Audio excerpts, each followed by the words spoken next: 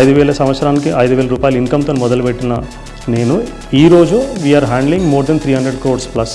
డబ్బు సంపాదించడానికి 2 మార్గాలండి. ఒకటి జాబ్, ఒకటి బిజినెస్ ఆర్ ప్రొఫెషన్. జాబ్లో ఏం జరుగుతుందంటే షార్ట్ టర్మ్లో గెయిన్ ఉంటుంది, లాంగ్ టర్మ్లో లాట్ ఆఫ్ పెయిన్ ఉంటుంది. మోస్ట్ సక్సెస్ఫుల్ డాక్టర్స్ కూడా వాళ్ళ దగ్గర అపాయింట్మెంట్ కోసం చూస్తూ ఉంటారు. పక్కింటి వాళ్ళు మంచి కారు కొన్నారు కాబట్టి మనకు అవసరం ఉన్నా లేకుండా కారు కొనాలి, లేదో వాళ్ళు ఏదో గోల్డ్ కొన్నారు అవసరం ఉన్నా లేకుండా మనం కొనాలి. వాళ్ళు ఫారిన్ ట్రిప్, ఇంటర్నేషనల్ ట్రావెల్ వెళ్ళాలి, అట్లీస్ట్ మనం ఏ కాశ్మీర్లో సిమ్లా, మనాలి వెళ్ళాలి. అర్నింగ్ ముఖ్యమే, దానికంటే ముఖ్యం హౌ యు ఆర్ స్పెండింగ్. వచ్చిన రిసోర్సెస్ ఆర్ ఇన్కమ్ని మనం ఎలా ఇన్వెస్ట్మెంట్ చేసుకుంటా ఉన్నాము, గోల్స్ని ఎలా ఫుల్ఫిల్ చేసుకుంటా ఉన్నాము. అన్నిటికంటే ముఖ్యం మన గోల్స్ ఫుల్ఫిల్ చేయడానికి మన దగ్గర అంటూ ఒక ప్లాన్ ఉందా లేదా. చాలా ఫ్యామిలీస్లో మ్యారేజ్ ఇంటికి లింక్ అయి ఉంటుంది, ఇల్లు లేకపోతే మ్యారేజెస్ అవ్వట్లేదు. సో వెరీ డెలికేట్ సిచ్యువేషన్ అని చెప్పొచ్చు. When the day you reach a stage, మీ మంత్లీ ఎక్స్పెండిచర్, మీ ఇన్వెస్ట్మెంట్ ఇన్కమ్ చూసుకోగలిగితే that means you attend financial freedom. మన నెక్స్ట్ జనరేషన్కి మనం ఏం నేర్పించాలి? Welcome to money master.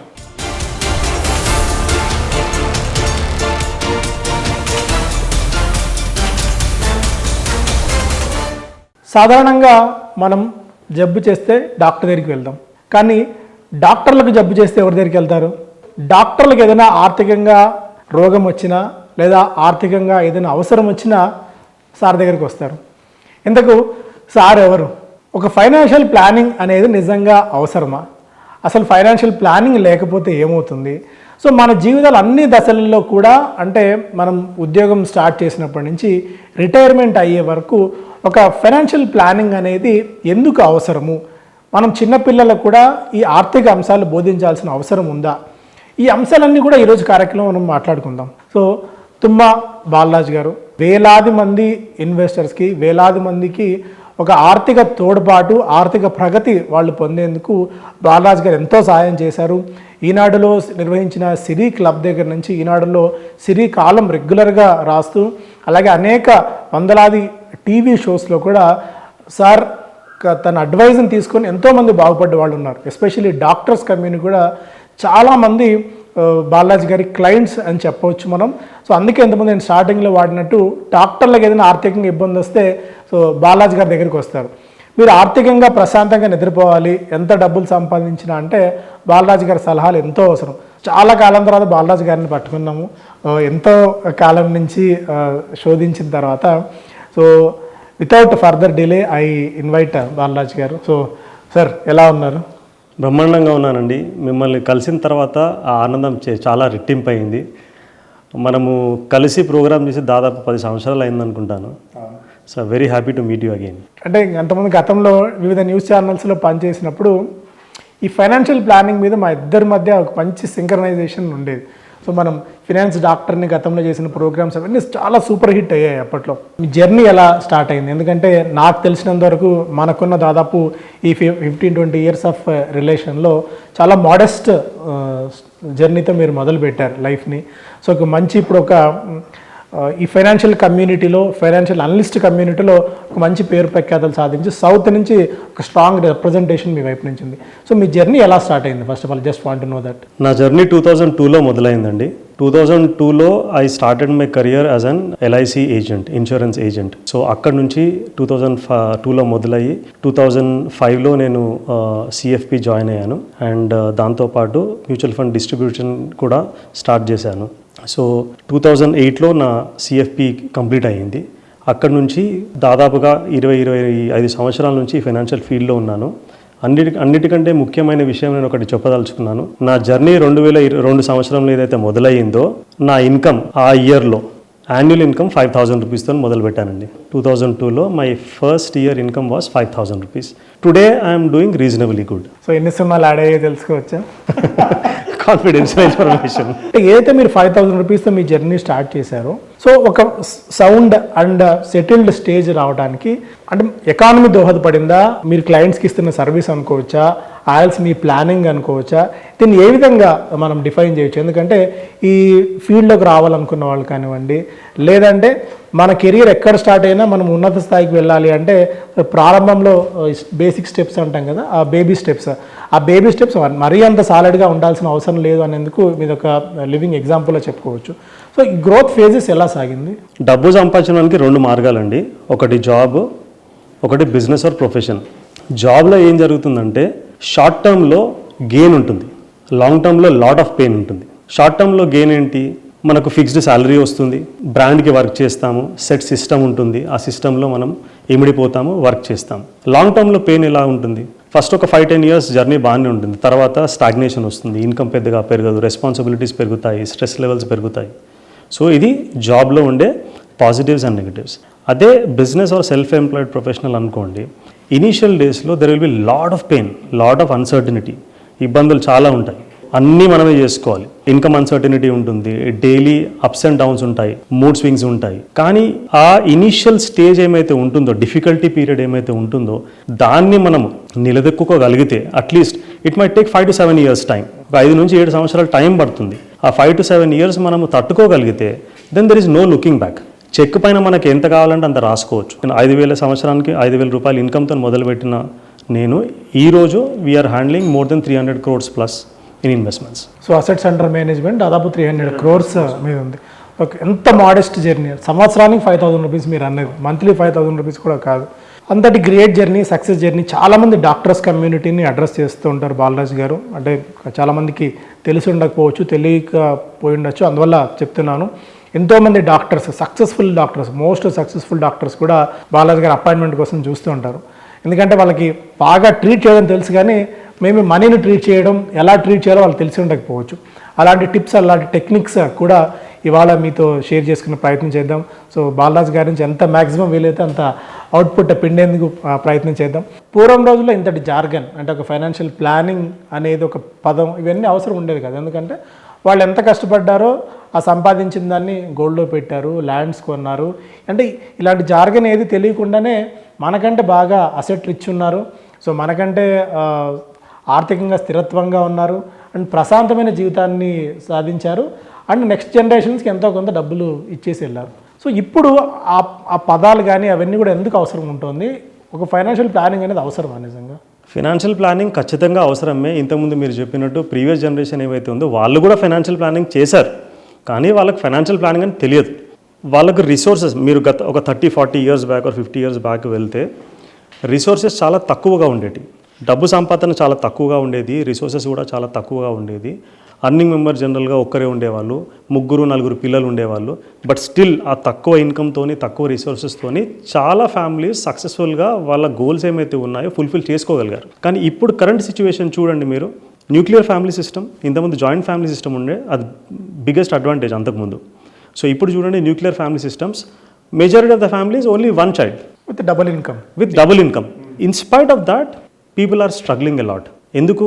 మీకు ఒక ఇంతకుముందు జనరేషన్ చూస్తే వాళ్ళకి రిసోర్సెస్ తక్కువగా ఎట్లయితే ఉన్నాయో వాళ్ళ కోరికలు కూడా, అవసరాలు తక్కువ, దాంతోపాటు కోరికలు కూడా చాలా తక్కువ.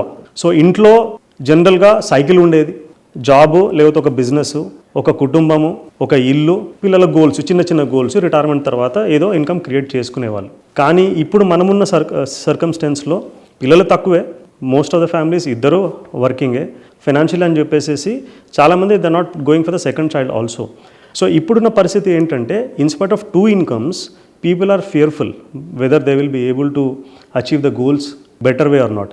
ఎందుకనంటే ఇప్పుడు మనకి ఎక్స్పోజర్ చాలా ఎక్కువగా ఉంది. సో మన నీడ్స్ పెరిగాయి, దాంతోపాటు వాంట్స్ కూడా చాలా పెరిగాయి. సో ఇవన్నిటికీ కూడా చాలా డబ్బులు అవసరమవుతాయి. సో ఒకప్పుడు మీరు పిల్లల ఎడ్యుకేషన్ చూడండి, సో మీ ఎడ్యుకేషన్ కానివ్వండి, నా ఎడ్యుకేషన్ కానివ్వండి, కన్సిడర్ చేస్తే right from KG to my graduation days total expenditure would have been under 25,000 rupees. మొత్తం కలిపితే 20,000 నుంచి 25,000 రూపాయల లోపల మొత్తం ఎడ్యుకేషన్ కంప్లీట్ అయిపోయింది. ట్రాన్స్పోర్టేషన్ కూడా సరిపోలేదు, ఇయర్లీ ట్రాన్స్పోర్టేషన్ ఫీజు అంతా. సో బికాస్ ఆఫ్ ఇన్ఫ్లేషన్ చాలా ఖర్చు పెరిగిపోయింది, అండ్ మనకు అవసరాలు కూడా చాలా పెరిగాయి. ఇంతకుముందు మనకు కారు ఉండేది కాదు, కార్లు కావాలి, బైకులు కావాలి, ఫ్యూయల్ ఎక్స్పెన్సెస్ కావాలి, ఇంటర్నెట్ కనెక్షన్ కావాలి, మొబైల్ కనెక్షన్లు కావాలి, స్విగ్గీలు, జొమాటోలు, హాలిడేసు, మంచి బట్టలు, ట్రావెల్, ఇవన్నీ కూడా చాలా అవసరాలు పెరిగిపోయాయి. ఈ అవసరాలు పెరిగిపోవడం వల్ల ఖర్చులు కూడా పెరిగిపోయాయి. ఇంతకుముందు కంపారిజన్ చాలా తక్కువగా ఉండేది, ఎందుకంటే వాళ్ళకి ఎక్స్పోజర్ తక్కువగా ఉండేది. ఇప్పుడు చేతిలో మొబైల్ ఫోన్ ఉంది మనకి, opening the gates to the world. So చాలామంది మొబైల్స్లో ఇన్స్టాగ్రామ్ కానీ ఇంకా వేరే యూట్యూబ్ కానీ ఇంకా వేరే చూసి సో వాళ్ళు కూడా అలాంటి లైఫ్ స్టైల్ కోరుకుంటా ఉన్నారు. ఈవెన్ డబ్బులు సంపాదిస్తున్న నెలకు ₹1,00,000 సంపాదిస్తున్నా కూడా చివరికి బ్యాంక్ బ్యాలెన్స్ వచ్చేసరికి 25వ తారీఖు 30వ తారీఖు వచ్చేసరికి 1వ తారీఖు జీతం కోసం మళ్ళీ వెయిట్ చేయాల్సిన పరిస్థితి ఎందుకు వస్తుంది మనకి? ఏమైతే నీడ్స్ అండ్ వాంట్స్ ఈ రెండిట్లో వ్యత్యాసం చాలామందికి తెలియకుండా ఉంది. మన అవసరాలు ఏమైతే ఉంటాయో తీర్చుకోవాలి, దాంతోపాటు కోరికలు ఏమైతే ఉంటాయో మన స్తోమత ప్రకారం ఆ కోరికలను తీర్చుకోగలగాలి. సో స్తోమత లేకపోయినా కానీ కోరికలు ఉన్నాయో వాటిని తీర్చుకోవాలనుకుంటారు. ముఖ్యంగా ఈ కంపారిజన్ వల్ల చాలామంది ఫైనాన్షియల్గా ఆర్థికంగా ట్రబుల్లో ఉంటున్నారు. ఎప్పుడైతే మనము పక్క వాళ్ళతోని కంపారిజన్ లేకుండా మన రిక్వైర్మెంట్స్ ఏమైతే ఉంటాయో ఆ రిక్వైర్మెంట్స్ని ఫుల్ఫిల్ చేసుకుంటూ ముందుకెళ్ళగలిగాం అనుకోండి, ఆర్థికంగా ఎటువంటి ఇబ్బంది ఉండదు. Irrespective of what you earn. Earning ముఖ్యమే, దానికంటే ముఖ్యం హౌ యు ఆర్ స్పెండింగ్. ఎట్లా స్పెండ్ చేస్తున్నాము, వచ్చిన రిసోర్సెస్ ఇన్కమ్ని మనం ఎలా ఇన్వెస్ట్మెంట్ చేసుకుంటా ఉన్నాము, గోల్స్ని ఎలా ఫుల్ఫిల్ చేసుకుంటా ఉన్నాము. అన్నిటికంటే ముఖ్యం మన గోల్స్ ఫుల్ఫిల్ చేయడానికి మన దగ్గర అంటూ ఒక ప్లాన్ ఉందా లేదా. మన దగ్గర ప్లాన్ ఉంటే ఖచ్చితంగా ఏ ఇబ్బంది లేకుండా మన ఫ్యూచర్ గోల్స్ అన్నీ కూడా ఫుల్ఫిల్ చేసుకోగలుగుతాము. మన వెల్త్ కూడా గ్రో అవుతుంది. ఒక బెటర్ లైఫ్ స్టైల్ కావాలి, ఒక మంచి సౌండ్ లైఫ్ స్టైల్ కావాలి అంటే మనం డబ్బులు సంపాదించడం ఒకటే కావాలా, ఫినాన్షియల్ ప్లానింగ్ చేసుకోవాలా, ఆర్ఎల్స్ పొదుపు చేసుకోవాలా? ఈ మూడు కలిపి చేసుకుంటేనే ఒక బెటర్ లైఫ్ స్టైల్ ఉంటుందా? ఫస్ట్ ఫినాన్షియల్ ప్లానింగ్ అంటే ఏంటి అసలు? యాక్చువల్గా మనం కష్టపడి సంపాదించిన డబ్బుని జాగ్రత్తగా ఇన్వెస్ట్మెంట్ చేసుకొని మన గోల్స్ ఏమైతే ఉంటాయో వాటిని ఫుల్ఫిల్ చేసుకోవడానికి ఫినాన్షియల్ ప్లానింగ్ అంటాం. మన ఫస్ట్ అండ్ ఫార్మోస్ట్ ప్లానింగ్ కంటే కూడా మన సంపాదన పైన దృష్టి పెట్టాలి. సంపాదన బాగా ఉంటేనే ఏవైనా మనం ఫుల్ఫిల్ చేసుకోగలుగుతాం. సో సంపాదన ఎక్కడో ఒక చోట మనం మొదలు పెడతాం మన జర్నీ. దాంతోపాటు ఎప్పుడు కూడా మనని మనం అప్స్కిల్ చేసుకుంటూ అప్గ్రేడ్ అవుతూ మన ఇన్కమ్ని పెంచుకుంటూ వెళ్ళాలి. వచ్చిన ఇన్కమ్ని జాగ్రత్తగా స్పెండ్ చేస్తూ, దానికంటే ముఖ్యంగా ఫస్ట్ ఇన్వెస్ట్మెంట్ చేస్తూ, ప్రూడెంట్గా ఇన్వెస్ట్మెంట్ చేస్తూ మన గోల్స్ని ఫుల్ఫిల్ చేసుకునేటట్టు చూసుకోవాలి. ఎంత వీలైతే అంత ఖర్చు పెడతారు. ఖర్చు పెట్టిన తర్వాత మిగిలిన డబ్బు ఏమైనా ఉంటే దాన్ని సేవ్ చేసుకుంటారు. ఇన్వెస్ట్మెంట్ కూడా కాదు, సేవ్ చేసుకుంటారు. ఏ బ్యాంకు సేవింగ్స్ అకౌంట్లోనో ఆర్డిఓ ఎఫ్డిఓ చేసుకుంటారు. ధనికులు ఏం చేస్తారంటే డబ్బు సంపాదించిన తర్వాత first income minus savings, first investment చేసుకుంటారు. Savings or investment first investment చేసుకున్న తర్వాత then they will adjust their expenditure with the balance amount. ఎప్పుడైతే మనము డబ్బు ఖర్చు పెడతామో, అనవసరమైన ఖర్చు కాదు, అనవసరమైన ఖర్చు, డబ్బు ఎవరి పాకెట్లోంచి బయటకు వెళ్తుంది? మన పాకెట్లోంచి బయటకు వెళ్తుంది. So we are helping others get richer. So మనము ఎప్పుడైతే ఇన్వెస్ట్మెంట్ చేసుకుంటాం, ఇన్వెస్ట్మెంట్ దేని గురించి చేస్తాము? మన లక్ష్యాలను తీర్చుకోవడానికి చేస్తాం. అంటే మనకి మనం ఇంపార్టెన్స్ ఇచ్చుకుంటాం. So when we follow the second equation, income minus savings is equal to expenditure, that is the starting point to become wealthy. ఈరోజు తినడానికి సఫిషియెంట్గా మనం తిందాం, సో లైఫ్ని ఎంజాయ్ చేద్దాం. సో రేపొద్దున ఉంటామో లేదో తెలియదు. పోస్ట్ కోవిడ్ వచ్చిన సినారియోలు ఇవన్నీ కూడా. సో రేపొద్దున ఉంటామో లేదో తెలియదు. అసలు సేవింగ్స్ ఎందుకోసం చేయాలి? ఉన్నది ఇవాళే సంపాదించిన దానిలో ఖర్చు చేద్దాం, లైఫ్ని ఇప్పటివరకు హ్యాపీగా ఎంజాయ్ చేద్దాం, రేపటి సంగతి వద్దు అనుకున్న జనాభానే పెరుగుతుంది. సో వాళ్ళకి ఏం చెప్తారు మీరు? అంటే ఎంజాయ్మెంట్ హ్యాపీనెస్ అంటే ఏంటి? What is the meaning of enjoyment and happiness? సినిమాకి వెళ్తాను, బిర్యానీ తినడం, సో ఆల్కహాల్ కన్సంప్షన్ చేయడం, అన్నీ ఒకదానికి ఒకటి. అంటే రేపు అన్నదాన్ని మన థాట్ ప్రాసెస్ వద్దు. సో ఈరోజే ఉన్నదాల్లో హ్యాపీనెస్ అనేది ఇప్పుడు ఎందుకంటే నేను ఎగ్జాంపుల్స్ చూస్తే 25,000 30,000 శాలరీ సంపాదిస్తున్నాడు, but is willing to afford an iPhone. So even మనం కూడా ఒక 1.5 lakhs ఆర్ 1.25 lakhs పెట్టి ఐఫోన్ కానీ ఈ ఫోన్ కొనాలంటే ఒకటికి 10 సార్లు ఆలోచిస్తాం. బట్ ఓ 25,000 30,000 శాలరీ వస్తున్న వాళ్ళు ఈవెన్ 4x 5x నీ శాలరీ కంటే ముందే నువ్వు ఖర్చు పెట్టేస్తున్నావు. సో అలాంటి థాట్ ప్రాసెస్ ఉన్న జనరేషన్ వచ్చేస్తుంది ఇప్పుడు. ఇప్పుడే మనము అనుభవిద్దాము, ఇప్పుడే ఎంజాయ్ చేద్దాము లైఫ్ అనే పబ్లిక్లో పర్సంటేజ్ చాలా పెరుగుతూ ఉంది. ఎప్పుడైతే మనకు ఇది మనము చేరుకోలేము, ఇది మనము అఫోర్డ్ చేయలేము అని మనకు తెలుస్తుందో దాని వెనకాల పరిగెత్తాం మనం. ఎప్పుడైతే అఫోర్డబిలిటీ వస్తుందో, మీరు అన్నారు కదా అది కొనాలంటే 10 సార్లు ఆలోచిస్తామని చెప్పేసి, can't you afford? You can afford, right? But why do you think so many times? Because affordability వచ్చినప్పుడే ఆలోచన బాగా ఉంటుంది. అఫోర్డబిలిటీ లేనప్పుడు పీపుల్ చేజ్. 20,000 శాలరీ ఉన్న వాళ్ళు 1,20,000 ఫోన్ తీసుకోవడానికి రెడీగా ఉంటారు. ఎందుకంటే దే నో ఎందుకంటే ఎప్పుడైతే మనం అది సాధించలేము అని తెలిస్తే దాని వెనకాల పరిగెత్తుతూ ఉంటారనమాట. జీవితంలో అంటే మనం లైఫ్లో కెరియర్లో గ్రో అవుతూ ఉంటామో ఇన్కమ్ వస్తూ ఉంటుంది. I have seen many people income పెరుగుతున్న కొద్దీ ఈ splurging of money on things needs wants ఉంటాయి కదా, అది తగ్గిపోతూ ఉంటుంది. సో ఈ జనరేషన్ ఏమైతే ఉందో చెయ్యండి. సపోజ్ మీకు 40,000 రూపాయలు మీరు సంపాదిస్తూ ఉన్నారు, 40,000 బదులు మీకు 35,000 శాలరీ వస్తుంది, ఇల్లు నడుస్తుందా? నడుస్తుంది కదా. అంటే శాలరీ ఎంత ఉందో exactly it's all about mind set. So 40,000 రూపాయలు ఇన్కమ్ వస్తుంది, 40,000 బదులు 35,000 వస్తుందని అనుకున్నాం అనుకోండి, 5,000 రూపాయలు మీరు ఇన్వెస్ట్మెంట్ చేసుకోవచ్చు కదా. Due to various reasons salary తగ్గొచ్చు కూడా, ఇన్కమ్ తగ్గొచ్చు కూడా. అందుకోసమే income minus savings is equal to expenditure is a formula for becoming wealthy. So మనం 99% or majority of the percentage లాగా ఉందామా, యూనిక్గా ఉండి వెల్త్ క్రియేట్ చేసుకుందాం అనేది depends on the individual. Youngsters ఎవరైతే ఉంటారో 23, 24, 25, 26 ఎందుకు జరుగుతుంది కూడా మనం ఆలోచించాలి.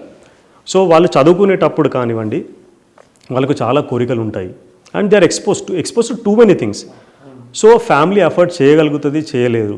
వాళ్ళు కాలేజ్లో ఉన్నప్పుడు, స్కూల్లో ఉన్నప్పుడు చాలా కోరికలు అంటే most of the wants are suppressed, తొక్కి పెట్టుకుంటారు.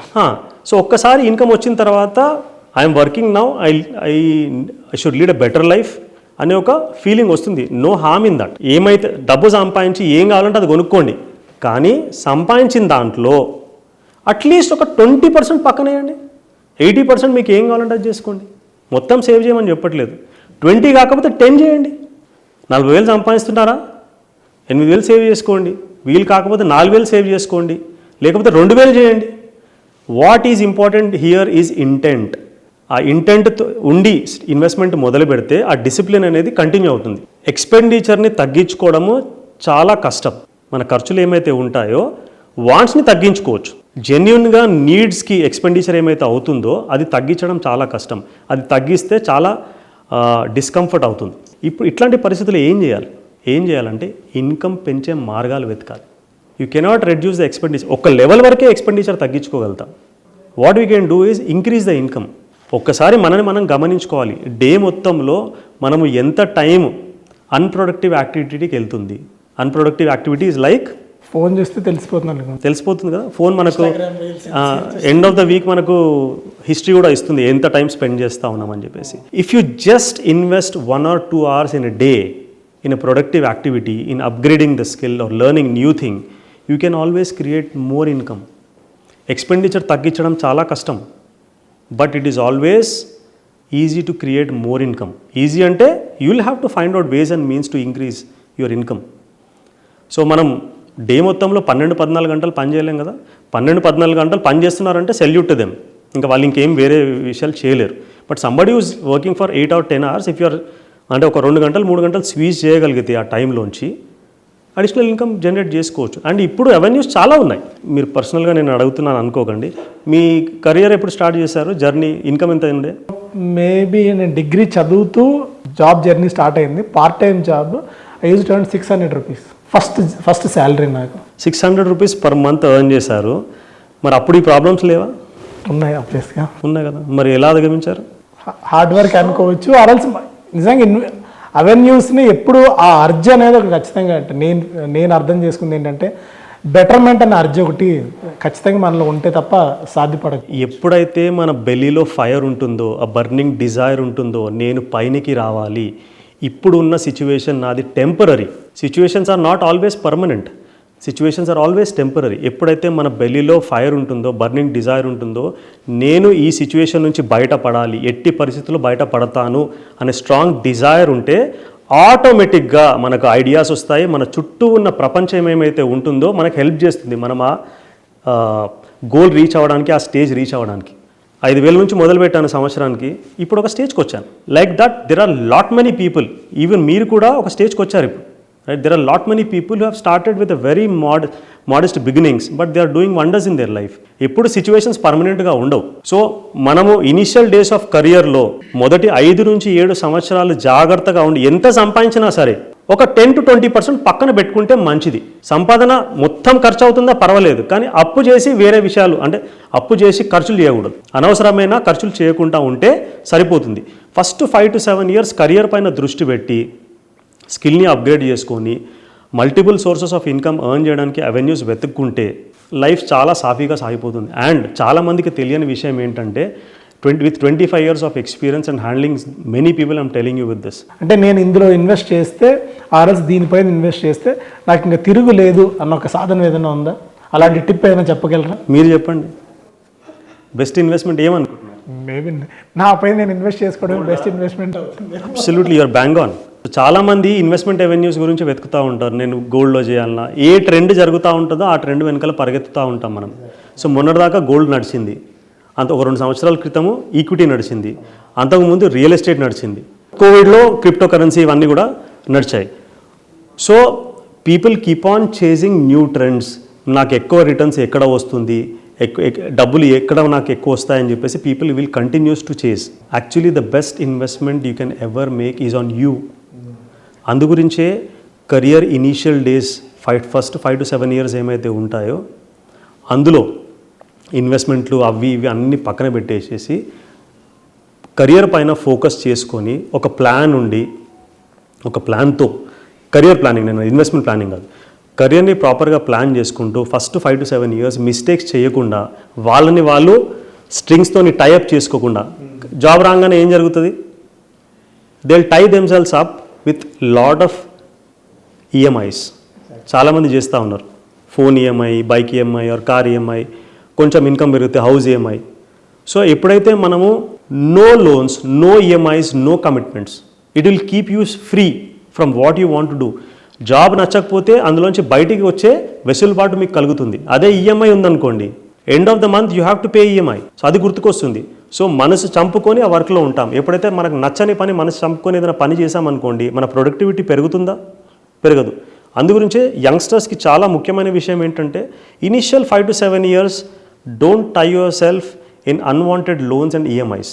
ఇది ఫ్రీగా ఉంటే కెరియర్ చాలా బాగుంటుంది. Initial days of career income తక్కువనే ఉండొచ్చు, బట్ ఆ సిచ్యువేషన్ ఎప్పుడు అట్లా ఉండదు. కొత్తగా జాబ్లో జాయిన్ అయిన వాళ్ళకు 5 నుంచి 7 సంవత్సరాలు వద్దు అని. సో తల్లిదండ్రులకు ఏం చెప్తారు ఆ ఏజ్ బ్రాకెట్లో ఉన్న వాళ్ళకి? మనం ఒక్కటి గుర్తుపెట్టుకోవాలండి, మనం బాగా ఉండాలా, బాగా కనిపించాలా? Should we look good in the eyes of the society or should we really be good? So most of the people want to look good in the eyes of the society. ఎప్పుడైతే society కాన్షియస్ని పక్కన పెడతామో will be doing really good. ఎప్పుడైతే society ఏమనుకుంటుందో అని తరచూ ఆలోచిస్తామో, వీడు నీ ఫ్రెండ్ నీతో చదువుకున్నాడు, ఇల్లు కొన్నాడు, లేకపోతే కారు కొన్నాడు అని కంపారిజన్ మొదలు పెడతామో, that will put tremendous pressure on that person. At the end of the day ఆలోచించాల్సింది ఏంటంటే, పేరెంట్స్ ప్రెషర్ పెట్టినా youngsters have to think for themselves. EMI ఎవరు కట్టాలి? ప్రాబ్లం వస్తే ఎవరికి వస్తుంది? ఇన్సల్ట్ చేస్తే ఎవరు పడాలి? You have to think, have the courage to say no. When you start saying no, then you are on a track where your life will be great. So అందుకోసమే ఎప్పుడైతే ఈఎంఐస్లో మనం టైఅప్, పేరెంట్స్ ఇంటెంట్ మంచిదే, pressure పెట్టడం వల్ల parent intent ఏంది? ఇల్లు ఉంటే సెక్యూర్గా ఉంటాడు, డబ్బులు అక్కడిక్కడ దుబారా చేయకుండా ఉంటాడు. కానీ అది నెగిటివ్గా క్రియేట్ అవుతుంది. అన్ఫార్చునేట్లీ చాలామంది ఇప్పుడు యంగ్ ఏజ్ ఉన్నప్పటికీ యంగ్ ఏజ్లోనే ఇల్లు తీసుకోవాల్సిన అవసరం ఎందుకు వస్తుంది అని అంటే, చాలా ఫ్యామిలీస్లో మ్యారేజ్ ఇంటికి లింక్ అయి ఉంటుంది. ఇల్లు లేకపోతే మ్యారేజెస్ అవ్వట్లేదు. ఇల్లు తీసుకోవచ్చు, ప్రాబ్లం లేదు, కానీ సమ్ కండిషన్స్ అప్లై. మనం సంపాదించే దాంట్లో ఇప్పుడు ఇల్లు తీసుకొని మొత్తం డౌన్ పేమెంట్ పెట్టి తీసుకునే స్తోమత అందరికీ ఉండదు. వెరీ నెగ్లిజిబుల్ పీపుల్కి ఉంటుంది. మనం 100 రూపాయలు సంపాదిస్తే మీ ఈఎంఐ, అన్ని ఈఎంఐలు కలిపి ఇంక్లూడింగ్ హోమ్ లోన్ ఈఎంఐ కలిపి 35 to 40% ఆఫ్ యువర్ ఇన్కమ్ ఉంటే please go ahead and take, no problem. ఆ క్యాలిక్యులేషన్స్, ఈ క్యాలిక్యులేషన్స్ సొసైటీ ఏమనుకుంటుంది ఇవన్నీ అవసరం లేదు. మీరు 100 రూపాయలు సంపాదిస్తే మీ ఈఎంఐలు అన్నీ కలిపి 35 నుంచి 40% ఉంటే please go ahead and take, absolutely no problem. ఎందుకనంటే 35-40% ఈఎంఐలు పట్టుకెళ్ళినా మిగతా 60 నుంచి 65 రూపాయలు ఏమైతే ఉంటాయో మీరు మిగతా అవసరాలు తీర్చుకోవడానికి వీలవుతుంది. ఎప్పుడైతే ఈ పర్సంటేజ్ ఎక్సీడ్ అవుతుందో, చాలామంది ఏం చేస్తారు, హోమ్ లోన్ కొంచెం వస్తుంది, బయట నుంచి అప్పులు చేస్తారు. So their percentage of loan commitment maybe 60-70% also. So అప్పుడు ప్రెషర్ పడుతుంది. ఎప్పుడైతే మన పైన ప్రెషర్ పడుతుందో మెంటల్గా, మన ప్రొడక్టివిటీ పెరుగుతుందా, మన భవిష్యత్తు పైన క్లారిటీ ఉంటుందా, క్లియర్గా ఆలోచించగలుగుతామా, మనని మనం అప్గ్రేడ్ చేసుకోగలుగుతామా, ఇవన్నీ ఇంపాక్ట్ అవుతాయి. అందుగురించే ఫస్ట్ 5 to 7 years ఇట్లాంటి ప్రెషర్స్కి లోన్ అవ్వకుండా, లోన్ కమిట్మెంట్స్ పెట్టుకోకుండా కెరియర్ మీద ఫోకస్ చేస్తే గ్రోత్ బాగా ఉంటుంది. We will be able to afford a much bigger and better house and other materialistic things. So ఇనీషియల్గా లైఫ్లో మనం ఎదగాలి అని అంటే సింపుల్ సూత్ర అండి, delaying gratification is the key. అన్ని విషయాలు నేను ఇప్పుడే అనుభవిస్తాను అని అనుకుంటే ఇన్స్టంట్ గ్రాటిఫికేషన్.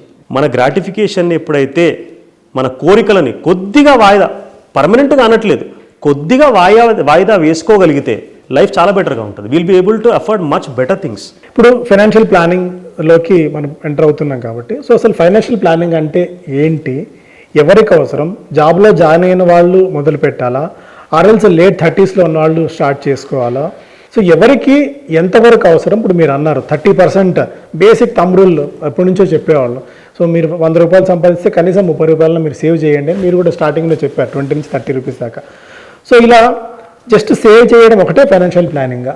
ఫైనాన్షియల్ ఫౌండేషన్లో ఫస్ట్ స్టేజ్లో ప్రైమరీ ఇంపార్టెన్స్ మనం ఇన్సూరెన్స్కి ఇచ్చాం. సో మనం ఏం పెట్టుబడి పెట్టినా పెట్టకపోయినా మొట్టమొదటిది మనం చూసుకోవాల్సింది అడెక్వేట్ లైఫ్ ఇన్సూరెన్స్ కవర్ ఉందా లేదా అనేది చూసుకోవాలి. మన పైన ఎవరైనా డిపెండెంట్స్ ఉంటే కనుక మనకు అడెక్వేట్ లైఫ్ ఇన్సూరెన్స్ కవర్ ఉందా లేదా అనేది చూసుకోవాలి.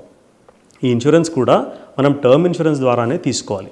మన సంవత్సరానికి మన యాన్యువల్ ఇన్కమ్ ఏమైతే ఉంటుందో 10 to 12 times మనం లైఫ్ ఇన్సూరెన్స్ కవర్ ఉండేటట్టు చూసుకోవాలి. ఇది కూడా టర్మ్ ఇన్సూరెన్స్ ద్వారానే తీసుకోవాలి. ఇన్వెస్ట్మెంట్ రిలేటెడ్ ఇన్సూరెన్స్ తీసుకోకూడదు. ఎప్పుడు కానీ ఇన్సూరెన్స్ ఇన్వెస్ట్మెంట్ రెండు మిక్స్ చేయకూడదు. It's a very difficult combination. Insurance సపరేట్గా ఉండాలి, ఇన్వెస్ట్మెంట్ సపరేట్గా ఉండాలి. మొట్టమొదటిది లైఫ్ ఇన్సూరెన్స్, రెండవది హెల్త్ ఇన్సూరెన్స్. మీరు కోవిడ్ సమయంలో చూసినారు, కోవిడ్ టైంలో చూశారు కదా, హాస్పిటల్ బిల్స్ అంతకుముందు మనం ఎప్పుడు కూడా 50 లక్షలు 70 లక్షలు కోటి రూపాయలు హాస్పిటల్ బిల్స్ అనే వినని నంబర్స్ అవి. Maybe 2 lakhs 5 lakhs or 10 lakhs అట్లా వినేవాళ్ళం. బట్ కోవిడ్లో మొత్తం తారుమారు అయిపోయింది. ఈ రోజుల్లో ఒక 4-5 రోజులు వారం రోజులు హాస్పిటల్లో ఉంటే 20-30 లక్షలు బిల్లు వచ్చినా ఆశ్చర్యపడాల్సిన అవసరం లేదు. సో అందుగురించే one medical emergency is all is needed to take the family back by so many years. Personal accident and disability cover, రెండు విషయాలు జరగవచ్చు, ఒకటి డెత్, ఒకటి డిసేబిలిటీ. డెత్ అయితే లైఫ్ ఇన్సూరెన్స్ ద్వారా వచ్చే అమౌంట్ ఏమైతే ఉంటుందో అది ఫ్యామిలీ రిక్వైర్మెంట్స్ చూసుకుంటుంది నామినీకి వచ్చిన డబ్బులతో. అదే డిసేబిలిటీ అయిందనుకోండి, యాక్సిడెంట్ వలన permanent disability like loss of hands or legs or eyes or hearing ఇట్లాంటిది జరిగిందనుకోండి, ఆ person will the person be in a position to earn the same amount? అదేవిధంగా డబ్బులు సంపాదించే పరిస్థితి ఉంటుందా? ఇన్కమ్ తగ్గిపోవచ్చు, మొత్తంకి స్టాప్ కావచ్చు, కానీ ఎక్స్పెన్సెస్ అడిషనల్గా రావచ్చు, మెడికల్ ఎక్స్పెన్సెస్ కూడా రావచ్చు. మరి ఇలాంటి పరిస్థితి వస్తే దీనికి ఎట్లా ప్లాన్ చేసుకోవాలి, ఎలా అధిగమించాలి? By taking personal accident and disability cover. ఇప్పుడు ఈ రోజుల్లో 400కి 1000 రూపాయలు కూడా దొరికిపోతుంది. సపోజ్ మీకు ఒక 50 లక్షల రూపాయలు disability cover, personal accident disability cover కావాలి అని అంటే 6,000 నుంచి 7,000 రూపాయలు ప్రీమియం ఉంటుంది. ₹1 కోటి అనుకోండి, 12 నుంచి 14,000 రూపాయలు ఉంటుంది. అదే అన్ఫార్చునేట్లీ డిసేబిలిటీ అయితే ఆ ₹1 కోటి ఇస్తారు. పర్మనెంట్ డిసేబిలిటీ అయితే ₹1 కోటి ఇస్తారు. ఆ ₹1 కోటి మీరు సే 8% or 10%కి ఇన్వెస్ట్మెంట్ చేశారనుకోండి, ఈజీ క్యాల్కులేషన్కి 10% తీసుకుందాం. సో 10 లక్షల రూపాయలు సంవత్సరానికి ఇన్కమ్ క్రియేట్ చేస్తుంది. That is almost equal to 83,000-84,000 rupees. ఈ రోజుల్లో that is a reasonably good amount. So life insurance చూసుకోవాలి, హెల్త్ ఇన్సూరెన్స్ ఉండాలి, personal accident and disability cover ఉండాలి. దాంతోపాటు మనం ఏదైనా అప్పు చేసి ఏదైనా వస్తువు కొంటే, ముఖ్యంగా ఇల్లు కొంటున్నాం అనుకోండి, ఆ లోన్స్ అనేటివి మనం ఖచ్చితంగా ఇన్సూరెన్స్ ద్వారా ప్రొటెక్ట్ చేసుకోవాలి. Personal accident and disability cover, mortgage insurance అంటాం దీన్ని. దాంతోపాటు ముఖ్యంగా ఫౌండేషన్ పార్ట్లో మనకు ఎమర్జెన్సీ ఫండ్ కూడా ఉండాలి. మన నెలసరి ఖర్చులు ఏమైతే ఉంటాయో మినిమం 3 months, మ్యాక్సిమం 6 months మనం ఎమర్జెన్సీ ఫండ్ రూపంలో పెట్టుకోవాలి. కానీ ఎమర్జెన్సీ ఫండ్ పెట్టుకునే ముందు ఫస్ట్ మన ఖర్చులు ఏందో మనకు తెలియాలి కదా. అది తెలియాలి అని అంటే మనం బడ్జెట్ వేసుకోవాలి. బడ్జెట్ అంటే ఏం లేదండి, మనకు డిఫరెంట్ ఎక్స్పెండిచర్ ఐటమ్స్ ఏమైతే ఉంటాయో అవన్నీ ఎంత అవుతుందని లెక్కలేసుకోవడం బడ్జెట్ అంటాం. ఇంకొక విషయం ఇక్కడ యాడ్ చేయాలనుకుంటున్నాను. చాలామంది ఇన్సూరెన్స్ కట్టడానికి సంకోచిస్తారు. ఎందుకంటే అనవసరంగా మనం డబ్బులు కడతా ఉన్నాము, ఇది వాడట్లేదు. అసలు యాక్చువల్గా ఏ ఇన్సూరెన్స్ కూడా మనకు వాడే పరిస్థితి రాకూడదు. ఇన్సూరెన్స్ వాడే పరిస్థితి రాకపోతే దాని అర్థం ఏంటంటే we are hale and healthy. Car కొంటాం కదా, సీట్ బెల్ట్ ఉంటుంది, అందులో కారు ఉంది కదా, సీట్ బెల్ట్ ఉంటుంది. సీట్ బెల్ట్ పెట్టుకొని కార్ డ్రైవింగ్ ఎందుకు చేస్తాం? యాక్సిడెంట్ అవుతుందని పెట్టుకుంటామా? యాక్సిడెంట్ అయినప్పుడు మనం ప్రొటెక్ట్ చేస్తుందని పెట్టుకుంటాం. Just paying. ఇప్పుడు ఒక 2 కోట్ల ఆస్తి ఉందనుకోండి, ఇల్లు కావచ్చు, కమర్షియల్ ప్రాపర్టీ కావచ్చు, ఇంకేదైనా కావచ్చు. 2 కోట్ల ఆస్తి ఉందనుకోండి, దానికి మెయింటెనెన్స్ కాస్ట్ అనేది ఉంటుందా? రిపేర్సు, ట్యాక్సు, ఇంకా వేరే వేరే ఖర్చులు ఉంటాయి. ఆ మెయింటెనెన్స్ కాస్ట్ యావరేజ్గా ఒక 0.5 to 1% మధ్యలో ఉంటాయి. సంవత్సరం మొత్తంలో యావరేజ్గా చూసుకుంటే ఒక 0.5 to 1% మధ్యలో ఉంటాయి. మీకు ఒక 1,00,000 నుంచి 2 లక్షల వరకు ఉండొచ్చు, 50,000 కూడా ఉండొచ్చు, ఇంకా తక్కువ కూడా ఉండొచ్చు. Just by paying a fraction of cost of maintenance you can create that asset. 2 కోట్ల ఇన్సూరెన్స్ కవర్ క్రియేట్ చేయడానికి మనకు ఎంత కావాలి ప్రీమియం? ఇంతకుముందు చెప్పినట్టు 25-30 వేలలో కావచ్చు. By paying just 25,000-30,000 rupees premium, we are instantly creating an asset of 2 crores. That 2 crores will be guaranteed to the family in case of any unfortunate event. Thought process మారాలి. అదే 2 కోట్ల రూపాయలు అన్ఫార్చునేట్ ఈవెంట్ అయితే 2 crores will be given to the family. That has a potential to create almost 1,60,000 plus income on a monthly basis. కానీ again there are conditions apply. ఎవరైతే ఉద్యోగరీత్యా are ఇతర కారణాల చేత ఒక ప్రాంతం నుంచి ఇంకో ప్రాంతానికి తరచూ ట్రావెల్ చేస్తూ ఉంటారో, ఒక ప్రాంతంలో స్థిరంగా ఉండలేరు, అలాంటి వాళ్ళు ఇల్లు తీసుకోకూడదు. ఇల్లు తీసుకోవాలి అని అంటే ఖచ్చితంగా మనం ఆ ప్లేస్లో ఒక 25-30 సంవత్సరాలు ఉంటాము అని తెలిస్తేనే తీసుకుంటే మంచిది. ఇతర కారణాల చేత పెళ్ళిళ్ళు కానీ మ్యారేజ్ కానీ ఇంకా వేరే లింక్స్ ఉంటే దోస్ ఆర్ ఎక్సెప్షన్స్. బట్ జనరల్గా ఏంటంటే ఒక 25-30 సంవత్సరాలు ఆ ఇంట్లో ఉంటామని ఖచ్చితంగా తెలిస్తేనే తీసుకోవాలి. మనం కట్టే ఈఎంఐకి, కట్టే ఇంట్రెస్ట్కి, వచ్చే రెంట్కి పొంతన ఉండదు.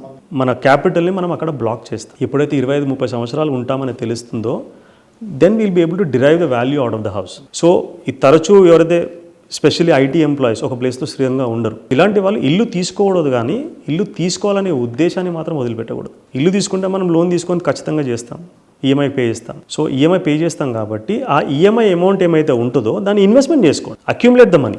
ఎప్పుడైతే మీకు ఆ పరిస్థితి తెలుస్తుందో, నేను ఈ ప్లేస్ నుంచి ఇంకా మారను, ఒక 20-25-30 years ఇదే ప్లేస్లో ఉంటానని తీసుకోండి, absolutely no problem. So second స్టేజ్లో house, then comes retirement planning, then comes children's milestone planning. ఇక్కడ మీరు చూస్తే రిటైర్మెంట్ ప్లానింగ్కి ప్రయారిటీ ఫస్ట్, తర్వాతనే చిల్డ్రన్స్ మైల్స్టోన్ ప్లానింగ్.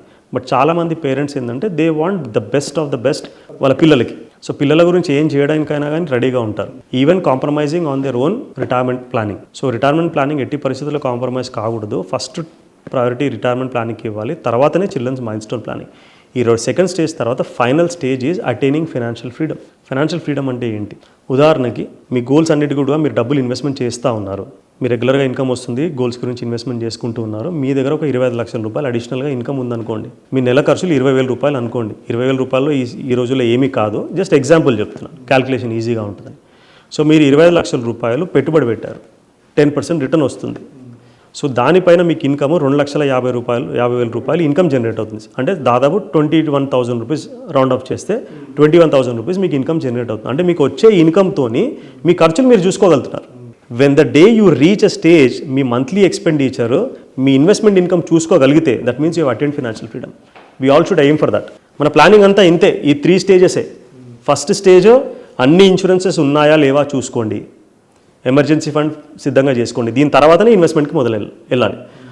ఇంటి గురించి ప్లాన్ చేయాలా, ఆల్ ద కండిషన్స్ అప్లై చెప్పినట్టు. Actually the best time to plan for a house is somewhere around late 30s to early 40s. ఎందుకంటే అప్పటి వరకు మనం కెరియర్లో ఒక స్థాయికి వస్తాము, పిల్లలు కూడా ఒక స్థాయికి వస్తారు, మనకు తెలుస్తుంది, మెచ్యూరిటీ లెవెల్స్ వస్తాయి అండ్ ఎక్స్పీరియన్స్ కూడా వస్తుంది, what kind of environment we want give to the family and children. So that is the best time to take the house.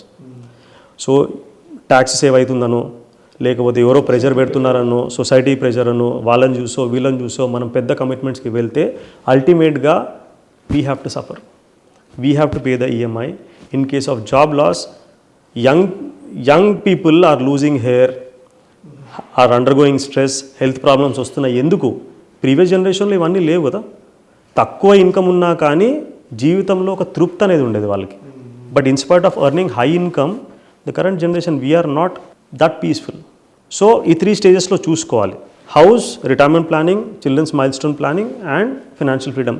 Majority of the families ఎవరైతే ఉంటారో ఇవి సరిపోతాయి. సో అసలు mutual ఫండ్లో portfolio అనేది design చేసుకోవడం ఎంతవరకు అవసరం? ఆ పోర్ట్ఫోలియోలో ఎన్ని ఫండ్స్ ఉండాలి, ఎలాంటి ఫండ్స్ ఉండాలి? ఐఎమ్ నాట్ ఆస్కింగ్ నేమ్స్ మీరు తీసుకోవాల్సిన పని లేదు. ప్యూర్ వెనీలా ఫండ్స్ అంటే లార్జ్ క్యాప్కి ఎంత వెయిటేజ్ ఇవ్వచ్చు, మిడ్ క్యాప్కి ఎంత వెయిటేజ్ ఇవ్వచ్చు, small cap plus thematic, so debt ఫండ్స్కి. సో ఇలా ఒక పోర్ట్ఫోలియోలో ఎన్ని బకెట్ ఆఫ్ ఫండ్స్ ఉండాలి, సో దాని వెయిటేజ్ ఎలా చెప్తారంటే, మళ్ళీ దీనిలో కూడా ప్లస్ అండ్ మైనస్లు ఒక్కొక్కరికి ఒక రకంగా ఉండొచ్చు. బట్ పబ్లిక్ అట్ లార్జ్ అంటే ఇంతమందితో, ఇన్ని వేలాది మందితో మాట్లాడిన తర్వాత అట్లీస్ట్ ఒక డిఫాల్ట్ అనేది ఒక డ్రీమ్ పోర్ట్ఫోలియో అలా ఒకటి ఉంటుంది కదా, సో అలాంటిది చెప్పమంటున్నాను నేను. అంటే జనరలైజ్డ్గా మనం ఒక పోర్ట్ఫోలియో ఈ విధంగా ఉండాలని చెప్పలేమండి. సో ఎందుకంటే ఇంతకుముందు చెప్పినట్టు different people might come with different risk appetite, different experiences అవన్నీ కన్సిడర్ చేసే చేయాలి. 20 కోట్లు ఇన్వెస్ట్మెంట్ చేసే కెపాసిటీ ఉండొచ్చు, 10 కోట్లు ఇన్వెస్ట్మెంట్ చేసే కెపాసిటీ ఉండొచ్చు, but if that person is completely risk averse, they should not come into equity mutual fund. So జనరలైజ్గా చెప్పడానికి వీళ్ళు కొన్ని ప్రాసెస్ అండ్ స్ట్రాటజీ ఉంది, అది మాత్రం ఖచ్చితంగా ఫాలో కావాలి. First and foremost asset allocation follow కావాలి. అసెట్ అలొకేషన్ అంటే మనం పెట్టుబడి పెట్టే అమౌంట్ ఏమైతే ఉంటుందో ఎంత భాగము రిస్కీ ఇన్వెస్ట్మెంట్లో ఉండాలి, ఎంత భాగము రిస్క్ ఫ్రీ ఇన్వెస్ట్మెంట్లో ఉండాలనేది మనం ఫస్ట్ చూసుకోవాలి. Then comes diversification. ఒకే దాంట్లో అన్ని డబ్బులు పెట్టకూడదు. చాలామంది ఏం చేస్తారంటే either they will have complete real estate, గోల్డ్లోనే పెట్టుబడి పెడతారు, లేకపోతే ఈక్విటీస్లోనే ఉంటుంది. అట్లా చేయకుండా ఒక బ్యాలెన్స్డ్ వేగా ఉండాలి. ప్రతి ఒక్క అసెట్ క్లాస్ కూడా ఒక్కో టైంలో పర్ఫామ్ చేస్తాయి.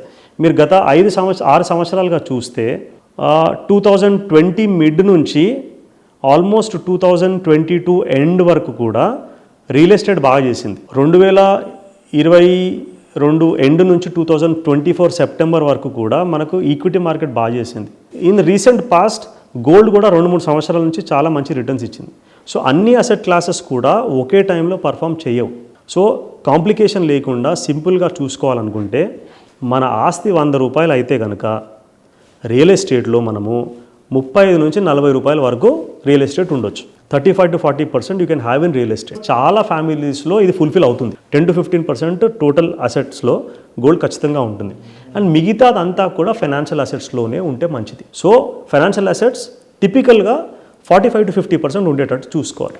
ఫైనాన్షియల్ అసెట్స్ కూడా అంత పర్సెంటేజ్ ఎందుకు ఉండాలి అని అంటే it gives us the opportunity. So చాలామందికి ఆపర్చునిటీ ఫండ్ ఉండదు. ఆపర్చునిటీ ఫండ్ అంటే ఏంటి? సపోజ్ మీకు నిజంగా రియల్ ఎస్టేట్ అంటే చాలా ఇష్టము, అందులో మీకు ప్రావీణ్యం ఉంది, ఫైండ్ అవుట్ గుడ్ డీల్స్. మనకు మార్కెట్లో మంచి డీల్ వచ్చిందనుకోండి, అవతల వ్యక్తికి సెల్లర్కి ఒక వారం రోజుల్లో 10 రోజుల్లో డబ్బులు కావాలి, మనం ఇచ్చే కెపాసిటీ మనకు ఉంది, అప్పుడు మనకు ఒక 15-20% డిస్కౌంట్లో ఆ ప్రాపర్టీ వచ్చే స్కోప్ ఉందా? వాళ్ళకి అత్యవసరంగా డబ్బులు కావాలి, మనం ఇచ్చే పరిస్థితిలో ఉన్నాము, we can ask for a better bargain deal. ఆ ఆపర్చునిటీస్ వచ్చినప్పుడు ఎన్కాష్ చేసుకోవాలన్నా మన చేతిలో ఫైనాన్షియల్ అసెట్ ఉండాలి. ఫైనాన్షియల్ అసెట్స్ ఉంటే మనము అది సేల్ చేసేసి డబ్బు రూపంలో మనం మార్చుకొని ఆ డీల్ని మనం క్లోజ్ చేసుకోవచ్చు. థర్డ్ వచ్చేసేసి rebalancing of the portfolio. Always remember, by లో సెల్ హై. తక్కువగా ఉన్నప్పుడు కొనాలి, ఎక్కువగా ఉన్నప్పుడు అమ్మాలి. చెప్పడానికి చాలా ఈజీ, కానీ ప్రాక్టికల్గా difficult to follow. But there is a way to do it. ఎవరికి తెలియంది, చాలామంది దీని గురించి మాట్లాడని సబ్జెక్ట్. అందరికీ ఎంట్రీ మాత్రమే తెలుసు, కానీ చాలామందికి ఎగ్జిట్ అనేది తెలియదు. And first and foremost investment చేసే ముందు ఈ ఒక్క ప్రశ్న అడగాలి మనం. ఈ ఇన్వెస్ట్మెంట్ ఎందుకు చేస్తున్నాము, దీని పర్పస్ ఏంటి, ఈ ఇన్వెస్ట్మెంట్ మనకి ఏం చేయాలి? ఈ క్వశ్చన్స్ పైన క్లారిటీ ఉండాలి. క్లారిటీ వస్తే please go ahead and do investment. But most of the people don't have the clarity. Friend చేశాడనో, ఇంకా ఎవరో చేస్తున్నారనో, లేకపోతే వాళ్ళు ఇన్వెస్ట్మెంట్ చేసి డబ్బులు బాగా సంపాదిస్తున్నారు, మనం ఆపర్చునిటీ కోల్పోతున్నాము అనే ఫీలింగ్తో చేస్తూ ఉంటారు అనమాట. అట్లా కాకుండా ప్రాపర్ ప్రణాళికతో మనం పెట్టుబడులు పెట్టుకోవాలి. అందుగురించే systematic exit is very important. మన గోల్స్ ఫుల్ఫిల్ అయ్యే 3 సంవత్సరాల ముందు నుంచే మన ఇన్వెస్ట్మెంట్స్ కనుక రిస్కీ ఇన్వెస్ట్మెంట్స్లో నష్టభయం ఉన్నటువంటి పెట్టుబడిలో ఉంటే కనుక స్మాల్ ఇన్స్టాల్మెంట్స్లో మనం బయటికి రావాలి, వచ్చి దాన్ని సేఫ్ అండ్ సెక్యూర్డ్ ఇన్వెస్ట్మెంట్స్కి ట్రాన్స్ఫర్ చేసుకోవాలి. ఈ 4 సూత్రాలు మనం ఫాలో అయ్యి పెట్టుబడులు కంటిన్యూ చేసామనుకోండి, it is very very difficult to lose money irrespective of the market conditions. With proper time horizon ఉండి ఇన్వెస్ట్మెంట్ చేసుకుంటే very difficult to lose money. అసలు మ్యూచువల్ ఫండ్స్ మన వెల్త్ క్రియేషన్ జర్నీలో మ్యూచువల్ ఫండ్స్కి ఎంత వెయిటేజ్ ఇవ్వాలి? ఒక వెల్త్ క్రియేషన్ జర్నీలో mutual funds కూడా డబ్బులు సంపాదించి పెట్టగలవు అని ఎంత కాన్ఫిడెంట్గా మీరు చెప్పగలరు? మీ ఇన్నేళ్ల ఎక్స్పీరియన్స్లో కొన్ని ఎగ్జాంపుల్స్ ఏదైనా చెప్పగలిగితే సో మన వ్యూవర్స్ కూడా ఒక కాన్ఫిడెన్స్ జనరేట్ చేసినట్టు అవుతుందేమో. Mutual funds wealth creation potential చాలా అధికంగా ఉందండి. And it's a simple and no non sense product. కాకపోతే సమ్ కండిషన్స్ అప్లై. 5 సంవత్సరాల లోపు మీకు టైం ఉండి ఇన్వెస్ట్మెంట్ చేయాలనుకుంటే అస్సలు రాకూడదు. బియాండ్ 5 years టైం ఫ్రేమ్ ఉంటేనే రావాలి. చాలామంది ఏం చేస్తారంటే దే చేజ్ రిటర్న్స్, అధిక రిటర్న్స్ రావాలి అని చెప్పేసి డిఫరెంట్ ప్రోడక్ట్స్లో, కొంచెం కాంప్లికేటెడ్ ప్రోడక్ట్స్లో వెళ్తూ ఉంటారు. సో స్టాక్స్లో డైరెక్ట్గా ఇన్వెస్ట్మెంట్ చేసుకోవడము, సో ఇంకా ఇతర ప్రోడక్ట్స్, బిట్ కాయిన్ కానీ ఇంకా ఇతర ప్రోడక్ట్స్. ఎప్పుడైతే మనం దీన్నైతే చేస్తామో అది మనకంటే దూరంగా పరిగెత్తుతూ ఉంటుంది. Chasing returns is like catching a butterfly. ఎప్పుడైనా మీరు బటర్ఫ్లైని పట్టుకొని చూసారా? దాన్ని పట్టుకోవడానికి మనం ఎంత తొందరగా పరిగెత్తితే అది మనకంటే తొందరగా పరిగెత్తుతూ ఉంటుంది. ఎప్పుడైతే మనం స్టిల్గా ఉంటామో some times it may come and fall on the shoulder. దాన్ని పట్టుకోనికి వెసులుబాటు అవుతుంది. మనము ఎప్పుడు కూడా ఏదైతే దాన్ని చేస్తామో we tend to do mistakes. Returns రావాలి అని అంటే మనం ఒక ఆపర్చునిటీ క్రియేట్ చేసుకోవాలి. ఇంతకుముందు మాట్లాడినట్టు asset allocation, diversification, rebalancing of the portfolio, systematic exit, దాంతోపాటు మంచి పోర్ట్ఫోలియో క్రియేట్ చేసుకుంటే రిటర్న్స్ ఖచ్చితంగా వస్తాయి. అండ్ రిటర్న్స్ అంటే మనకి ఎంత రిటర్న్స్ కావాలి? If I ask you a question, మీరు పెట్టుబడి పెడుతున్నారు అనుకోండి, మీకు 15% రిటర్న్ కావాలన్నా, 18% రిటర్న్ కావాలన్నా, 20% రిటర్న్ కావాలన్నా, లేదంటే మీ గోల్స్ ఫుల్ఫిల్ చేసే రిటర్న్ కావాలన్నా, what will be your answer? Fulfil చేసే రిటర్నే కావాలి. ఎందుకంటే మేబీ ఒకసారి ఇన్ఫ్లేషన్ కొద్దిగా కాంప్లికేటెడ్ అనుకోండి, ఇన్ఫ్లేషన్ జోలికి నేను వెళ్ళాలనుకోవట్లేదు. సో మార్కెట్లో కనీసం 1-1.5 రూపీ ఇంట్రెస్ట్ జనరేట్ చేసే డబ్బులు వస్తే చాలనేది majority of the thought process. Maybe నేను కూడా అదే దీనిలో ఉంటాను. బట్ 20-25% ఆ ఎయిమ్ చేయడం అనేది నాకు చాలా పెద్ద దీనిగా చూస్తాను నేను. మీరు అన్నారు కదా రూపాయి నుంచి రూపాయిన్నర వడ్డీ వస్తే సరిపోతుందండి. రూపాయిన్నర వడ్డీ రావడం అనేది కొంచెం కష్టం. సాధారణంగా స్టాక్ మార్కెట్స్ ఇండియాలో మీరు లాంగ్ టర్మ్ ఇన్వెస్ట్మెంట్ చేసుకుంటే కనుక మనకు దాదాపు 11 నుంచి 14-15% వరకు రాబడి వచ్చే అవకాశం ఉంది. And always remember, reversion to mean always happens. కొన్ని సందర్భాల్లో మనకు 30% రిటర్న్ రావచ్చు, 40% రిటర్న్ రావచ్చు, 20% రిటర్న్ రావచ్చు. బట్ మనం ఎప్పుడైతే టైం బ్యాండ్ని స్ట్రెచ్ చేస్తామో, 10, 15, 20 సంవత్సరాలకి స్ట్రెచ్ చేస్తామో మనకు వచ్చే రిటర్న్స్ ఆ 11-13% మధ్యలోనే ఉంటాయి. బట్ ఇంటరిమ్గా కొన్ని పీరియడ్స్లో అధిక రిటర్న్స్ రావడం వల్ల పోర్ట్ఫోలియో పైన మనకు 15, 16, 18, 20% రిటర్న్స్ కూడా వచ్చింటాయి. ఉదాహరణకి మీరు 2020లో ఎవరైతే మార్కెట్స్లోకి వచ్చారో they have seen super returns up till 2024. ఇప్పుడు 2024 లెవెల్స్ ఏమైతే ఉన్నాయో we are still down by 6-8-10%. Last 2 years, almost 2 years కావస్తుంది. 2 సంవత్సరాలు మనకి ఏమీ రిటర్న్స్ రాలేదు. 2024 సంవత్సరంలో వాళ్ళ పోర్ట్ఫోలియో చాలా బ్రహ్మాండంగా రిటర్న్ చూపించుండొచ్చు. ఈ 2 సంవత్సరాలు రిటర్న్ రాలేదు కాబట్టి the return will come down. Always reversion to mean happens. So మనకు యావరేజ్గా మనం పెట్టుబడి ఏమైతే పెడతామో 11-13% రిటర్న్ మధ్యలో రిటర్న్ వస్తుంది. That is more than enough to fulfil the goals. మనం చూడాల్సింది ఏంటంటే మనం ఎక్కడ పెట్టుబడి పెట్టినా కానీ లాంగ్ టర్మ్ తను బియాండ్ 5 years ఇన్వెస్ట్మెంట్ హొరైజన్ ఉంటే కనుక ఇన్ఫ్లేషన్ కంటే మనము ఒక 3-5% ఎక్కువ తీసుకురాగలిగితే we are home, our goals will be fulfilled. ప్రతిసారి ఏంటంటే జనరలైజ్డ్ అనేది మనం ఎవరికి చెప్పలేం. కాకపోతే ఏంటంటే పబ్లిక్ అట్ లార్జ్ బ్రాడ్ వ్యూలో సో ఈ ఫండ్ మీరు సెలెక్ట్ చేసుకోగలిగితే, అంటే నేను అనేది స్పెసిఫిక్గా ఆ నేమ్ అనే అనట్లేదు, మేబీ ఈ మ్యూచువల్ ఫండ్ ఈ పారామీటర్స్తో మీరు సెలెక్ట్ చేసుకునేందుకు అట్లీస్ట్ కొన్ని టిక్ మార్క్స్లో మనం ఫాలో అవుతాం కదా వాటి గురించి. ప్రాబ్లీ పోర్ట్ఫోలియోలో again it is not advice to create a mutual fund portfolio. మీరు అడగారు కాబట్టి జనరల్గా చెప్తున్నాను, దీనిపైన రికమెండేషన్ అంటే it is not a recommendation. So పోర్ట్ఫోలియోలో మనకు ఒక లార్జ్ క్యాప్, ఒక లార్జ్ అండ్ మిడ్ క్యాప్, ఒక మల్టీ క్యాప్, ఒక మిడ్ క్యాప్, ఒక స్మాల్ క్యాప్, ప్రాబ్లీ ఒక హైబ్రిడ్, సో ఇవన్నీ కలగలిసి ఉంటే డీసెంట్ పోర్ట్ఫోలియో క్రియేట్ అవుతుంది. Again this is one part. Again అందులో ఆ కేటగిరీలో కూడా మంచి ఫండ్స్ ఏంది, కన్సిస్టెన్సీ చూసి ఇన్వెస్ట్మెంట్ చేసుకోవాలి. సో ఈ బ్రాడ్ కేటగిరీతో ఒక పోర్ట్ఫోలియో క్రియేట్ చేసుకోవచ్చు. But consistency is very important, not past year returns. ఒక ఇయర్లో రిటర్న్ వచ్చేసింది, స్టార్ రేటింగ్ వచ్చేసింది. Star rating is important but it's not completely the thing to look at. అదే ఆ కన్సిస్టెన్సీ చూద్దామా, లేకుంటే ఆ పోర్ట్ఫోలియోలో ఉన్న స్టాక్స్ చూడాలా, ఫండ్ మేనేజర్ కాదు కదండి. స్టాక్స్ చూసి మనకి ఎంత ఎంత ఎంత అర్థమవుతుంది. స్టాక్ పోర్ట్ఫోలియో కూడా తరచూ మారుతూ ఉంటుంది. కొన్ని రేషియోస్ చూడాలి. ఫర్ ఎ లే person it is very difficult to understand all these things. అందుకే యాజ్ అన్ ఎక్స్పర్ట్గా అంటే ఒక మ్యూచువల్ ఫండ్ సెలక్షన్లో కొన్ని అట్లీస్ట్ బేసిక్ పారామీటర్స్, నేను అనేది ఈ 2 minutes 3 minutes మనం అద్భుతం చెప్పాలని అనట్లేదు, కానీ బట్ బ్రాడర్ వ్యూలో అట్లీస్ట్ ఈ పారామీటర్స్, ఈ tick marks first to enter వాళ్ళు అవ్వడానికి. ఎంటర్ అవ్వాలి అని అనుకుంటే again don't go for thematic funds or sectorial funds or completely mid and small cap funds. So ఎవరైతే ఇనీషియల్గా మొదలు పెడతారో వాళ్ళకు రిస్క్ తీసుకునే కేపబిలిటీ ఎక్కువగా లేదనుకోండి, they can probably start off with dynamic asset allocation funds or balanced advantage funds or hybrid funds. Hybrid ఫండ్స్లో కొంచెం ఈక్విటీ అలికేషన్ ఎక్కువ ఉంటుంది. సో దీంతో మొదలు పెట్టుకొని అండ్ మీరు 100 రూపాయలు ఇన్వెస్ట్మెంట్ చేయగలిగితే ఒక 20-30 రూపీస్ మీరు ఇందులో ఇన్వెస్ట్మెంట్ చేసుకోండి. లుక్ ఫర్ సమ్ టైమ్, ఒక 1 year or 2 years ఇన్వెస్ట్మెంట్ చేసుకొని then you see how you are behaving towards the market moments. దాని తర్వాత then you can slowly upgrade. But ఉన్న డబ్బులు మొత్తం మ్యూచువల్ ఫండ్లో పెట్టకూడదు. సో షార్ట్ టర్మ్ రిక్వైర్మెంట్స్ ఏమున్నాయి, మీ గోల్స్ ఏమున్నాయి, మీకు డబ్బు ఎప్పుడెప్పుడు కావాలి, ఏ టైం ఫ్రేమ్లో కావాలి, దాని ప్రకారము మన ఇన్వెస్ట్మెంట్ ప్లాన్ అనేది బేస్ అయి ఉండాలి. సో ఈ మ్యూచువల్ ఫండ్స్ అని ఏమైతే ఉన్నాయో చాలా కేటగిరీస్ ఉన్నాయి అందులో. So for plain vanilla portfolio create చేసుకోవాలంటే ఇంతకుముందు చెప్పినట్టు చేసుకుంటే సరిపోతుంది. ఆ కేటగిరీలో don't go for new funds, look for funds which have at least 5 to 10 years of performing track record. Next generation వస్తుంది ఏంటంటే ఈ డబ్బుల సంపాదన మీద ఎంత దృష్టి పెడుతున్నారో ఈ లావిష్నెస్ అనేది కానీ, సో టైం ఫ్యాక్టర్ అన్నది కానీ పక్కన పెట్టేసి బాగా మనం ఉన్న డబ్బుల్ని రేపటి కోసం పొదుపు అన్న సూత్రాన్ని పక్కన పెట్టి ఎంజాయ్ చేద్దాం, లైఫ్ని రిలాక్స్డ్ మోడ్లో ఉందాము. ఒకప్పుడు ఏంటంటే టైం సేవ్ చేసుకోవాలన్న సంగతి పడితే సైకిల్ ఎంతో దూరం వెళ్ళి మనం తీసుకునేవాళ్ళం. ఇప్పుడు ఏంటంటే టైం ఫ్యాక్టర్ మనమే ఆ సైకిల్ స్థానంలో మన ఫాదర్ తర్వాత మనం నెక్స్ట్ బైక్లోకి వచ్చాం. ఇప్పుడు ఏంటంటే ఇప్పుడు వస్తున్న జనరేషన్ అసలు ఆ టైం కూడా ఎందుకు వేస్ట్ చేయడం, ఇంట్లో కూర్చొని స్విగ్గీ ఇన్స్టామార్ట్లాగా అయిపోతుంది.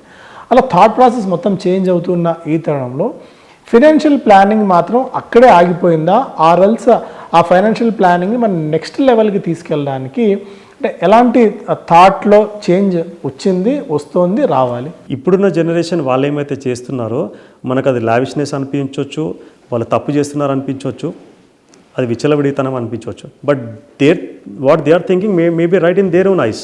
But somebody who is in to 40s and 50s, we all have gone through a scarcity period. మీరు 1980s కానీ 90s కానీ చూస్తే అన్నీ స్కేర్సే కదా. ట్రాన్స్పోర్టేషన్ లేదు, కమ్యూనికేషన్ లేదు, రిసోర్సెస్ వర్ లిమిటెడ్ అండ్ హోటల్స్కి వెళ్ళే పరిస్థితి ఉండేది కాదు. హోటల్స్కి ఎప్పుడైనా వెళ్ళామా? స్కూల్లో కానీ కాలేజ్లో కానీ హోటల్కి వెళ్ళి తినే స్కోప్ ఉండేదా? చాలా పెద్ద విషయం, ఎందుకంటే resources were very limited. So ఇప్పుడు ఎవరైతే ఎర్లీ 20sలో ఉన్నారో, లేట్ 20sలో ఉన్నారో, they were born in an era where economy was growing. Transportation ఉంది, కమ్యూనికేషన్ ఉంది, అడెక్వేట్ అవెన్యూస్ ఉన్నాయి. They have all seen that. For them it is very normal. మనకు అది లావిష్నెస్ అనిపించవచ్చు, కానీ వాళ్ళకు that is very normal. Pains or నొప్పి కలిగించే విషయం ఏంటంటే రేపటి గురించి ఆలోచించకుండా వాళ్ళు స్పెండ్ చేస్తున్నారు. There will come a time, there will learn about those things. చేతులు కొంచెం కాల్చుకుంటారు, ఎక్స్పీరియన్స్ తెచ్చుకున్న తర్వాత they will also be in track. ఇది మీరు 30sలోకి వెళ్ళినా 40sలోకి వెళ్ళినా కానీ ఇదే మెంటాలిటీ ఉంది, you don't want to look ahead for the future and you're spending like there is no other day, then there is a problem. So initial days లో ఆ surprised needs ఏమైతే ఉంటాయో they want to fulfil that. Career మొదలుపెట్టిన తర్వాత 1-2 సంవత్సరాల్లో ఏమైతే fulfil చేయాలనుకుంటారో అన్నీ చేసేసుకోండి, కానీ అప్పు చేయకుండా చేయండి. Don't spend the income which you have not yet earned. మనం సంపాదించిన డబ్బును ఖర్చు పెట్టి మన గోల్స్ మన నీడ్స్ ఫుల్ఫిల్, మన వాంట్స్ ఆర్ నీడ్స్ ఫుల్ఫిల్ చేసుకోకూడదు. అది ఎట్లా సాధ్యం? సంపాదించిన డబ్బు ఎట్లా ఖర్చు పెడతాము? By taking loans or through credit cards. So ఇనీషియల్గా 1-2-3 yearsలో ఏమైతే ఫుల్ఫిల్ చేసుకోవాలో చేసుకోండి, but come back on track.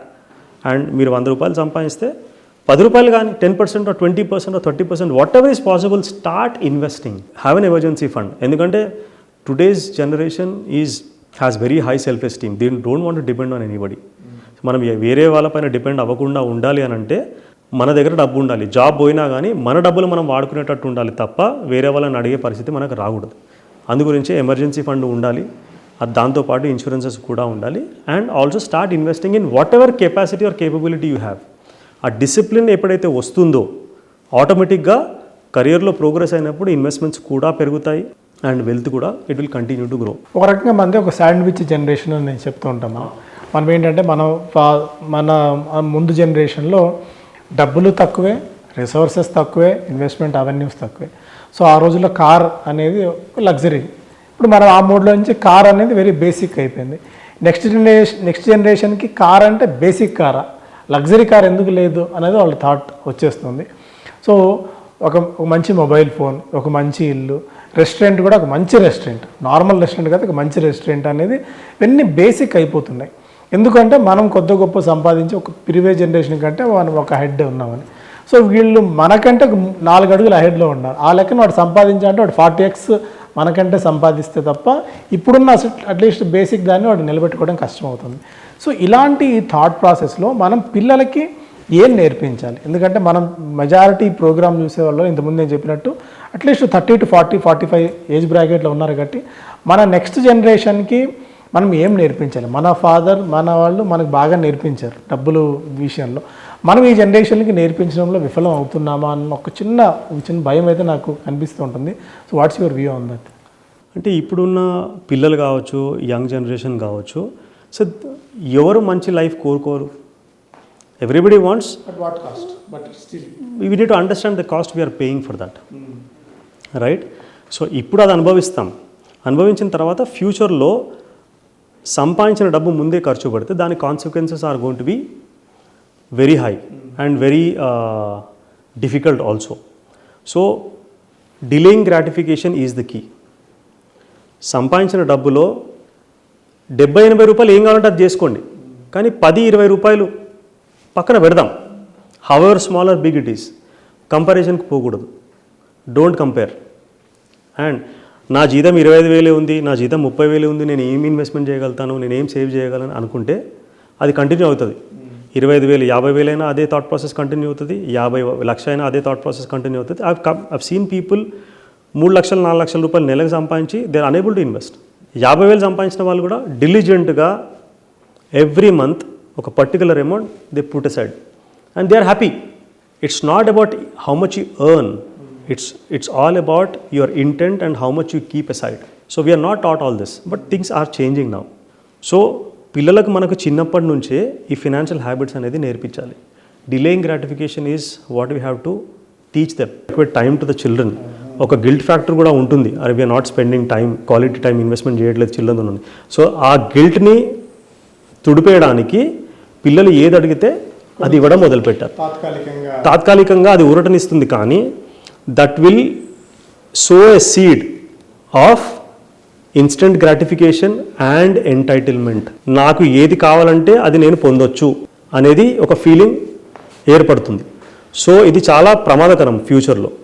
అంటే ఇంకొకసారి పిల్లల ముందు చులకన అవ్వకుండా ఉండడానికి మనం వాళ్ళు ఏది అడిగితే అది కొనిచ్చేస్తున్నామా, ఆర్ఎల్స్ నిజంగా మనం అంత ఫైనాన్షియల్ క్యాపబుల్ కాదు, మనం అది అఫోర్డ్ చేయలేమని చెప్పడానికి వాళ్ళ ముందు భయపడుతున్నామా? సో దీన్ని ఎలా అర్థం చేసుకోవచ్చు మనం? ఎందుకంటే ఇప్పుడు మీరు అన్నట్టు ఒక ఎగ్జాంపుల్ తీసుకుంటే మా పాప కూడా ఏదైనా డబ్బులు కావాలంటే, ఎందుకు డాడీ ఏటీఎంలోకి వెళ్తే డబ్బులు వచ్చేస్తాయి కదా, అసలు ఆ ఏటీఎంలో డబ్బులు వచ్చేస్తాయన్న కాన్సెప్ట్ కార్డు పెడితే ఆర్ఎల్స్ ఫోన్పే చేయి, గూగుల్ పే చేయి అనేది, అంటే ఆ డబ్బులు ఎక్కడి నుంచి వస్తున్నాయని వాళ్ళకి తెలియదు. సో దాన్ని అర్థం చేయించడంలో మనం యాజ్ ఎ పేరెంట్గా ఫెయిల్ అవుతున్నామా, ఆర్ఎల్స్ ఆ పిల్లల ముందు కూడా మనం తక్కువ అవ్వాలన్న థాట్ ప్రాసెస్లో వాళ్ళ ముందు గొప్పగా ఉండాలన్న దాంతో వాళ్ళు అర్థం చేయించలేక మనం అర్థం చేసుకోలేక సతమతం అయిపోతున్నామా? ఎలా చూడాలి? పిల్లల బుద్ధి గొప్పగా ఉండాలని మనం నటిస్తే పిల్లలు పసిగట్టలేరా? They are very smart. Be transparent with children, have money conversations with children. Money conversations definitely should have with children. తినేటప్పుడు కానీ డిన్నర్ టేబుల్ పైన కూర్చొని తింటా ఉన్నాము, మాట్లాడతామా? పిల్లలు ఏదైనా మనీ గురించి క్వశ్చన్స్ అడిగితే చాలామంది నీకు ఎందుకు ఇది అని దాటేస్తూ ఉంటారు, నీకు అవసరం లేదు అని దాటేస్తూ ఉంటారు. We have to talk to them. Reasoning ఇవ్వాలి, లాజిక్ ఇవ్వాలి. ప్రాపర్గా ఏదైనా అడిగారు అనుకోండి, మనం చెప్పాలి, మనకు తెలియకపోతే తర్వాత చెప్తానని చెప్పాలి. మనం ఏమైనా మిస్టేక్స్ చేస్తే we have to admit. There is no insult or మనం తక్కువ అయిపోము అది అడ్మిట్ చేయడం వల్ల. సో చిల్డ్రన్ విల్ లెర్న్ ఇది చేయకూడదు అని చెప్పి. So it is always better to be transparent with the children in terms of money habits. కానీ మన దగ్గర ఆస్తులు బాగా ఉన్నాయనుకోండి, మన దగ్గర ఆస్తులు బాగా ఉన్నాయి, నువ్వు కష్టపడాల్సిన అవసరం లేదు, అన్నీ బ్రహ్మాండంగా ఉంటాయి, ఇట్లాంటి కమ్యూనికేషన్ చేయకూడదు. We need to tell them that it takes effort to earn money. ఏటీఎంలోంచి పెడితే డబ్బులు ఊరికే రావు, సంపాదిస్తే ఎఫర్ట్ పెడితే it takes lot of toil, blood and sweat is needed to earn that money. So ఇది ఖచ్చితంగా పిల్లల్లోకి వెళ్ళాలి అనమాట. డబ్బు పక్కన పెట్టడమే కాదు, దాంతోపాటు we also have to make them teach that you have to give some of your earnings to help others. అది కూడా నేర్పించాలి. ఈ జనరేషన్లో పిల్లలకి అప్పుడే డబ్బుల గురించి అవసరం, ఆ పిల్లలకి డబ్బుల గురించి ఇప్పుడే చెప్తే వాళ్ళు సెల్ఫిష్ అయిపోతారు, పూర్తి డబ్బుల మనుషులు అయిపోతారు, ఇలాంటి కామెంట్స్లు రావచ్చు వస్తే కాక. బట్ ఏంటంటే డబ్బుని ఇంత క్లోజ్గా అబ్జర్వ్ చేస్తూ డబ్బుల గురించి ఇంతగా మాట్లాడుతున్న వాళ్ళగా ఐ థింక్ మనకు అథారిటీ ఉందని నేను అనుకుంటాను. చెప్పగలము, చెప్పాల్సిన అవసరం ఉంది అని కూడా. ఎందుకంటే వాళ్ళలో ఇప్పుడే ఆ ఫైనాన్షియల్ హ్యాబిట్స్ కనుక ఇన్కల్కేట్ చేయకపోతే రేపొద్దున కెటాస్ట్రాఫీస్ మనం చూడొచ్చు. ఒక రాంగ్ డెసిషన్ మీరు అన్నట్టు మొత్తం ఫ్యామిలీని మొత్తం వెదరౌట్ చేసేయచ్చు. సో ఏ హ్యాబిట్స్ని వాళ్ళకి చిన్నప్పటి నుంచి ఇంకల్కేట్ చేయాలి అంటే to start with a points దగ్గర అంటే బ్యాంక్ అకౌంట్ ఓపెన్ చేయడము, లేకుంటే మంత్లీ సమ్ ఎక్స్ అమౌంట్ ఇచ్చి వాళ్ళకి బడ్జెటింగ్ చేసుకోవాలనుకోవడం, ఇలాంటివి వేయటాన్ని ఏం చెప్తారు? ఫస్ట్ వాళ్ళకి నేర్పించాల్సింది డిలేయింగ్ గ్రాటిఫికేషన్. ఇన్స్టెంట్ గ్రాటిఫికేషన్కి దూరంగా ఉండేటట్టు ఫస్ట్ చూడాలి. వాళ్ళు ఎంత గోల పెట్టినా నాకు అది కావాలి ఇది కావాలి, ఫోన్ కావాలంటారు, లేకపోతే గేమింగ్ ప్రోడక్ట్ కావాలంటారు, ఇంకేదైనా కావాలంటారు. సో అట్లాంటి టైంలో ఏం చేస్తారంటే చాలామంది parents succumb to the pressure what the children create and they given కొనిపించేస్తారు. అలా చేయకుండా ఒక కొద్దిగా కొన్ని విషయాలు పాటించాలి మనం. సపోజ్ ఆ కూతురో కొడుకో అడిగాడు, దే హ్యావ్ ఆస్ for something which will cost around 50,000 rupees or లేదా 24,000 అనుకోండి. 24,000 రూపాయలు ఖర్చు అవుతుంది ఒక వస్తువు అడిగారు వాళ్ళు కావాలని చెప్పేసి. చాలామంది ఏం చేస్తారు, వద్దని చెప్తారు, తర్వాత they will give in to the pressure and కొనిపిస్తారు. రైట్, సరే నా బర్త్డేకి ఇది కావాలని చెప్పి అడిగారు. సో ఇమోషనల్ అయిపోయి దే బై దెమ్. ఇన్స్టెడ్ ఏం చేయొచ్చు అంటే every month we can give 2,000 rupees. 2,000 rupees ఇచ్చి, లేకపోతే వారానికి 500 రూపాయలు, more frequent the better it is. వారానికి 500 రూపాయలు ఇచ్చి you keep saving this money. వారానికి 500 రూపాయలు అంటే దాదాపు నెలకి 2,000 రూపాయలు. ఇట్లా సంవత్సరం నీకు ప్రతి వారం 500 రూపాయలు ఇస్తా, సంవత్సరం మొత్తం ఇస్తా, డబ్బులు జమ చేసుకో, దాంతో నీకు కావాల్సింది నెక్స్ట్ ఇయర్ కొనుక్కో. ఇలా చెప్పడం వల్ల ఏం జరుగుతుంది, they are understanding that by putting money aside it accumulates. అది అంటే ఇంట్లో పెట్టుకుంటే పెరగదు, అది కాకపోతే అక్యూములేట్ అవుతూ ఉంటుంది. రైట్, డబ్బులు పక్కన పెడితే అక్యూములేట్ అవుతుందని తెలుస్తుంది. ప్రతి వారంలో డబ్బులు టచ్ చేస్తారు, ఫీల్ చేస్తారు, కాబట్టి they will start becoming possessive about money. And being possessive about money is not a bad thing, it is a good thing. And they learn accounting. ఒక సంవత్సరం వరకు ప్రతి వారం 500 రూపాయలు ఇన్వెస్ట్ పక్కన పెడితే 24,000 రూపాయలు జమ అయ్యాయి. They have seen what kind effort goes through in saving this money. ఒక సంవత్సరం మొత్తం వెయిట్ చేశారు. The understand it takes effort to accumulate money. సంవత్సరం తర్వాత వాళ్ళ లోపల ఒక ఆలోచన మొదలవుతుంది, ఈ 24,000 రూపాయలు పెట్టి నేను ఏదైతే కొనాలనుకుంటున్నానో అది నాకు నీడా వాంటా. They might as well completely do away with buying that product because it is their money, వాళ్ళ డబ్బు కదా. So delaying gratification is what we have to tell them, make them understand. దాంతోపాటు we need to make them understand that నువ్వు effort వేస్తేనే డబ్బులు వస్తాయి. ఏదైనా అడిగారు అనుకోండి, సమ్ అర్నింగ్, ఇప్పుడు పిల్లలు కొంచెం అర్నింగ్ స్టేజ్కి వస్తారు, వచ్చిన తర్వాత they last for certain things. అట్లాంటి వాళ్ళకు డోంట్ గివ్ ఇన్ కంప్లీట్లీ. వాళ్ళు నాకు కార్ కావాలన్నారు అనుకోండి, కొందరు పేరెంట్స్ కొనిపించేస్తారు. కొనుక్కో, కారు కొనుక్కో, you contribute 30% your own money, I will contribute 70%, or you contribute 50%, I will contribute 50%. So skin in the game ఉండాలి, అప్పుడే చిల్డ్రన్ విల్ లెర్న్. అండ్ పిల్లలకి ఎక్స్పోజర్ కూడా మనం చిన్నప్పటి నుంచే ఇస్తూ ఉండాలి. మనీ రిలేటెడ్ ఏమైనా క్వశ్చన్స్ అడిగితే దాట వేయకూడదు, దాన్ని చెప్పాలి. అండ్ నిజంగా family difficult situations go through అవుతుంది, they are not able to make the ends meet, you communicate with the children. So ఇప్పుడే పిల్లలు, మనీ, వాళ్ళ మైండ్ సెట్ గురించి మాట్లాడుకుందాం. సో మెజారిటీ ఆఫ్ ది తల్లిదండ్రులు ఎవరైనా మనం హ్యాపీగా ఉండడంతో పాటు నెక్స్ట్ జనరేషన్కి ఎంతో కొంత ఇచ్చి వెళ్ళాలి అన్నది ఒక థాట్ ప్రాసెస్ అందరికీ ఉంటుంది. సో మనం సంపాదించడంతో పాటు పిల్లలకి కొద్దిగా ఇచ్చి తీరాలి అని. సో మన పేరెంట్స్ కూడా, మేబీ గ్రాండ్ పేరెంట్స్ కూడా అదే దీంతో ఉంటారు. సో నిజంగా నెక్స్ట్ జనరేషన్కి వెల్త్ పాస్ ఆన్ చేయడం ఎంతవరకు కరెక్ట్ అని నేను చెప్పను కదా, ఎందుకంటే అంతా మనమే మూట కట్టుకుని వెళ్ళలేం కాబట్టి నెక్స్ట్ జనరేషన్కి ఖచ్చితంగా ఎంతో కొంత ఇచ్చి తీరాలి.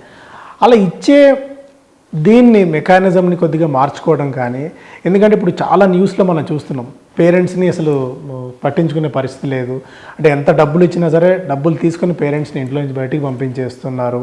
సో ఇలాంటి న్యూస్ మనం రెగ్యులర్గా చూస్తూ ఉన్నప్పుడు పిల్లలకు అసలు ఏమి ఇవ్వకుండా వాళ్ళకి ఒక మంచి ఎడ్యుకేషన్ నుంచి బయటికి పంపించేస్తే చాలు, మన డబ్బులు మనం సేవ్ చేసుకుంటే ఒకవేళ మన తర్వాత కావాలంటే వాళ్ళకు ఎంజాయ్ చేసుకుంటారు. కానీ అసలు మనం వాళ్ళకి ఎందుకు ఇవ్వాలన్న థాట్ ప్రాసెస్ ఉన్న జనాలు కూడా మెల్లగా ఎమర్జ్ అవుతారు, బికాజ్ ఈ న్యూస్ అంతా చూస్తూ ఉండబట్టి. సో ఏం చెప్తారు మీరు? నైదర్ దట్ నైదర్ దిస్ అండి, in between we have to plan something.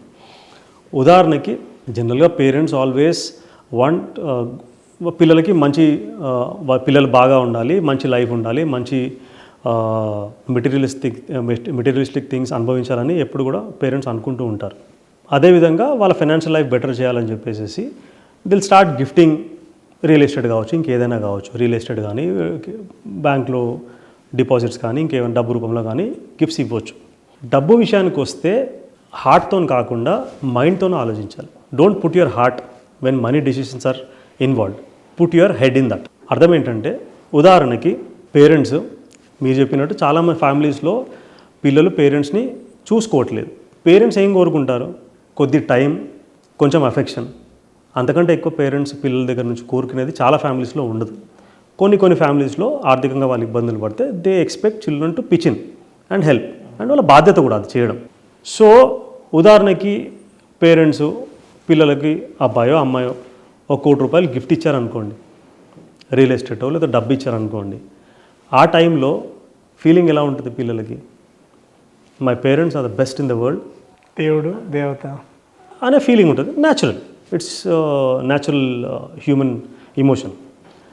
ఆ ఇమోషన్ అప్పుడు ఏమైతే ఉందో గిఫ్ట్ తీసుకున్నప్పుడు అదే ఇమోషను ఒక సంవత్సరం తర్వాత అదే ఇంటెన్సిటీతో ఉంటుందా? కొంచెం తగ్గుతుంది. ఒక 2 సంవత్సరాల తర్వాత అందరు పేరెంట్స్ ఇచ్చిర్రు, మా పేరెంట్స్ కూడా ఇచ్చిర్రు, ఇందులో పెద్ద గొప్ప విషయం ఏముంది అనే ఫీలింగ్ రావచ్చు. అదొక 3-4 సంవత్సరాల తర్వాత మీరు ఏమి ఇచ్చారు, నాకు ఏం పెట్టినవు అనే ఒక ప్రశ్న కూడా రావచ్చు. మరి ఇలాంటి సిచ్యువేషన్ని కొంచెం టాక్ట్ఫుల్గా మనం ఎదుర్కోవాలి. దీనికి ఒక సొల్యూషన్ ఉంది. ఏం చేయొచ్చు? ప్రతి ఒక్క దానికి కూడా ఒక షెల్ఫ్ లైఫ్ అనేది ఉంటుంది. ఇంటెన్సిటీ తగ్గుతూ వచ్చింది కదా, ఎందుకంటే మైండ్ ఆ విధంగా వర్క్ చేస్తుంది. So mind cannot hold the emotions with the same intensity for a prolonged period of time. ఆ ఇంటెన్సిటీ తగ్గుతూ ఉంటుంది అనమాట. ఏం చేయొచ్చు అంటే ఆ ₹1,00,00,000 డైరెక్ట్గా పిల్లలకి గిఫ్ట్ ఇవ్వకుండా ఆ ₹1,00,00,000 మీ పేరు పైన మీరు ఇన్వెస్ట్మెంట్ చేసుకోండి. ఇన్వెస్ట్మెంట్ చేసుకొని ప్రతి నెల సపోజ్ మీకు 9% రిటర్న్ జనరేట్ చేయగలిగితే ₹9,00,000 ఇన్కమ్ జనరేట్ అవుతుంది. అంటే నెలకి ₹75,000 ఇన్కమ్ జనరేట్ అవుతుంది. ₹75,000 పిల్లలకి ఎవ్రీ మంత్ పంపించండి. Will they be not happy? ఉదాహరణకి శాలరీడ్ ఎంప్లాయీ అనుకోండి, ప్రతి నెల వాళ్ళకి జీతం వస్తుంది, ఆ జీతం తీసుకుంటూ ఉంటారు. జీతం వచ్చినప్పుడు చాలా సంతోషం కలుగుతుందా? అంత కలగదు. ఇనిషియల్ డేస్లో కలుగుతుంది, but they get use to it. Mind దానికి యూజ్ అయిపోతుంది. బట్ సంవత్సరానికి ఒకసారి బోనస్ అనేది వస్తుంది. ఆ బోనస్ అంటే దాని గురించి ఎదురు చూస్తూ ఉంటారు అనమాట, బోనస్ ఎప్పుడు వస్తుందని చెప్పేసి. ఆ బోనస్ రాకముందే చాలా ప్లాన్స్ కూడా వేసుకుంటూ ఉంటారు. ఆ బోనస్ని ఎలా ఖర్చు పెడదాము, దేనికి ఏం చేద్దామని చెప్పేసి, ఇన్వెస్ట్మెంటో expenditure whatever it is. Regular salary కూడా వాళ్ళ డబ్బే, బోనస్ కూడా వాళ్ళ డబ్బే, but treatment is different. So మీరు ప్రతి నెల ఆ డబ్బు పంపిస్తే వాళ్ళకి every month when the money keeps hitting the bank. ఇప్పుడు బోనస్ విషయం గురించి మాట్లాడుకుంటే ఆ బోనస్ డబ్బులు దేనికి వాడతారు? డిస్క్రిషనరీ స్పెండింగ్కి వాడతారు. ఏ హాలిడేకి వెళ్ళడమో, బట్టలు కొనుక్కోవడమో, బంగారం కొనుక్కోవడం, ఇంకా వేరే. సో జనరల్గా రెగ్యులర్ స్పెండింగ్ ప్యాటర్న్తో విల్ నాట్ బి హ్యాపీ, ఎందుకంటే అది యూస్ టు అయిపోతుంది. So discretionary spending is what keeps us happy అనమాట. సో ఆ అడిషనల్ డబ్బులు ప్రతి నెల ఏమైతే వస్తాయో they will utilize that money for discretionary spending. So ప్రతి రూపాయి వాళ్ళు డిస్క్రిషనరీ స్పెండింగ్ మీద స్పెండ్ చేసేటప్పుడు యూ విల్ బి రిమెంబర్డ్, మీరు గుర్తుకొస్తూ ఉంటారు. ఆ విధంగా చేసినప్పుడు అయితే ప్రతి నెల అమ్మా నాన్న గుర్తుకొస్తారు. గుర్తుకొచ్చినప్పుడు and children also will feel that, అంటే డబ్బులు ఇస్తేనే ఆ ఫీలింగ్ ఉంటుందని కాదు, కానీ సాధారణంగా ప్రపంచం అట్లా నడుస్తూ ఉన్నది. సో ఆ రిలేషన్షిప్ కూడా మెయింటైన్ అవుతుంది, కంటిన్యూటీ ఉంటుంది. జస్ట్ ఇన్ కేస్ సర్కమ్స్టెన్సెస్ మారాయి, అఫెక్షన్, కంటిన్యూటీ, కమ్యూనికేషన్ మారిందనుకోండి, డబ్బులు మీ కంట్రోల్లో ఉంటాయి కాబట్టి you can take what ever decision you want. పంపించే ఇన్కమ్ కట్ చేయొచ్చు. జెన్యున్గా పిల్లలకి డబ్బులు అవసరం ఉన్నాయి, వాళ్ళు కష్టపడుతున్నారు, ఇబ్బంది పడుతున్నారు, డబ్బులు మీ చేతిలో ఉంటాయి కాబట్టి మీరు ఆ డెసిషన్ ఆ సిచ్యువేషన్కి అనుగుణంగా మీరు తీసుకొని ఇవ్వాలనుకుంటే ఇవ్వచ్చు లంసంలో. అండ్ చాలామంది రిటైరీస్ ఎవరైతే ఉంటారో, ముఖ్యంగా జాబ్ నుంచి రిటైర్మెంట్ అయిన వాళ్ళకు ఒకేసారి డబ్బు బాగా వస్తుంది. ప్రావిడెంట్ ఫండ్ కానివ్వండి, గ్రాట్యుటీ కానివ్వండి, లీవ్ ఎన్కాష్మెంట్ ఎక్సెట్రా చాలా రూపంలో డబ్బు ఒకేసారి లంసమ్ అమౌంట్ వాళ్ళ లైఫ్లో చూడని డబ్బు వస్తుంది. సో అప్పుడు చాలా ఫ్యామిలీస్లో ఏం జరుగుతుందంటే ఇమోషనల్స్ గిఫ్టింగ్ జరుగుతుంది. సన్కి ఒక కారు కొనిచ్చడమో, కూతురికి బంగారం గిఫ్ట్ ఇవ్వడమో, ఇవన్నీ చేయండి. కానీ చేసే ముందు మీకు వచ్చిన డబ్బుతో వచ్చే 15-20 సంవత్సరాలు మీకు ఏ ఇబ్బంది లేకుండా మీ స్టాండర్డ్ ఆఫ్ లివింగ్ ఏమైతే ఉంటుందో, నెలవారీ ఖర్చులు ఏమైతే ఉంటాయో ఏ ఇబ్బంది లేకుండా 15-20 సంవత్సరాలు మీ లైఫ్ సాఫీగా సాగుతుందా లేదా చూసుకోండి. అంత డబ్బు మీ దగ్గర ఉండి అంతకంటే ఎక్కువ ఉంటే మీ పిల్లలకి గిఫ్ట్ ఇవ్వడంలో నష్టం ఏమీ లేదు. ఒకసారి ఎమోషనల్ గిఫ్టింగ్ చేసిన తర్వాత మీకు డబ్బు అవసరం వచ్చినప్పుడు వాళ్ళు ఇయ్యలేని పరిస్థితుల్లో ఉంటే ఇద్దరు కూడా ఇబ్బంది పడతారు. చాలా అంశాలు ఈ సుదీర్ఘమైన ఇంటర్వ్యూలో మనం మాట్లాడుకున్నాము. ప్రాథమికమైన అంశాల దగ్గర నుంచి అసలు ఫైనాన్షియల్ ప్లానింగ్ అంటే ఏంటి, అసలు అవసరమా, ఎవరు చేసుకోవాలి, మ్యూచువల్ ఫండ్స్, ఇలా రకరకాల అంశాలు, పిల్లలకి మనీ అనే ఒక హ్యాబిట్ ఎలా ఇన్కల్కేట్ చేయాలి, సీనియర్ సిటిజన్స్ ఎలా ప్లాన్ చేసుకోవాలన్న అనేక అంశాలు మనం ఈ కార్యక్రమంలో మాట్లాడుకుందాం. సుదీర్ఘ సమయం వెచ్చించినందుకు బాలరాజు గారికి ప్రత్యేకమైన ధన్యవాదాలు. సో ఈ ఎపిసోడ్ మీద మీ కామెంట్స్ ఏంటి, తర్వాత రేపు పొద్దున మీరు ఇలాంటి అంశాలు ఏమేమి కోరుకుంటున్నారు కామెంట్స్ రూపంలో కూడా మీరు తెలియజేయచ్చు.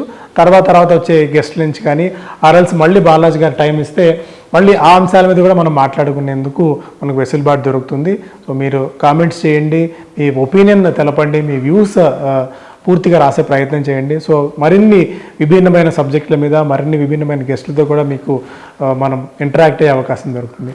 Thank you so much once again.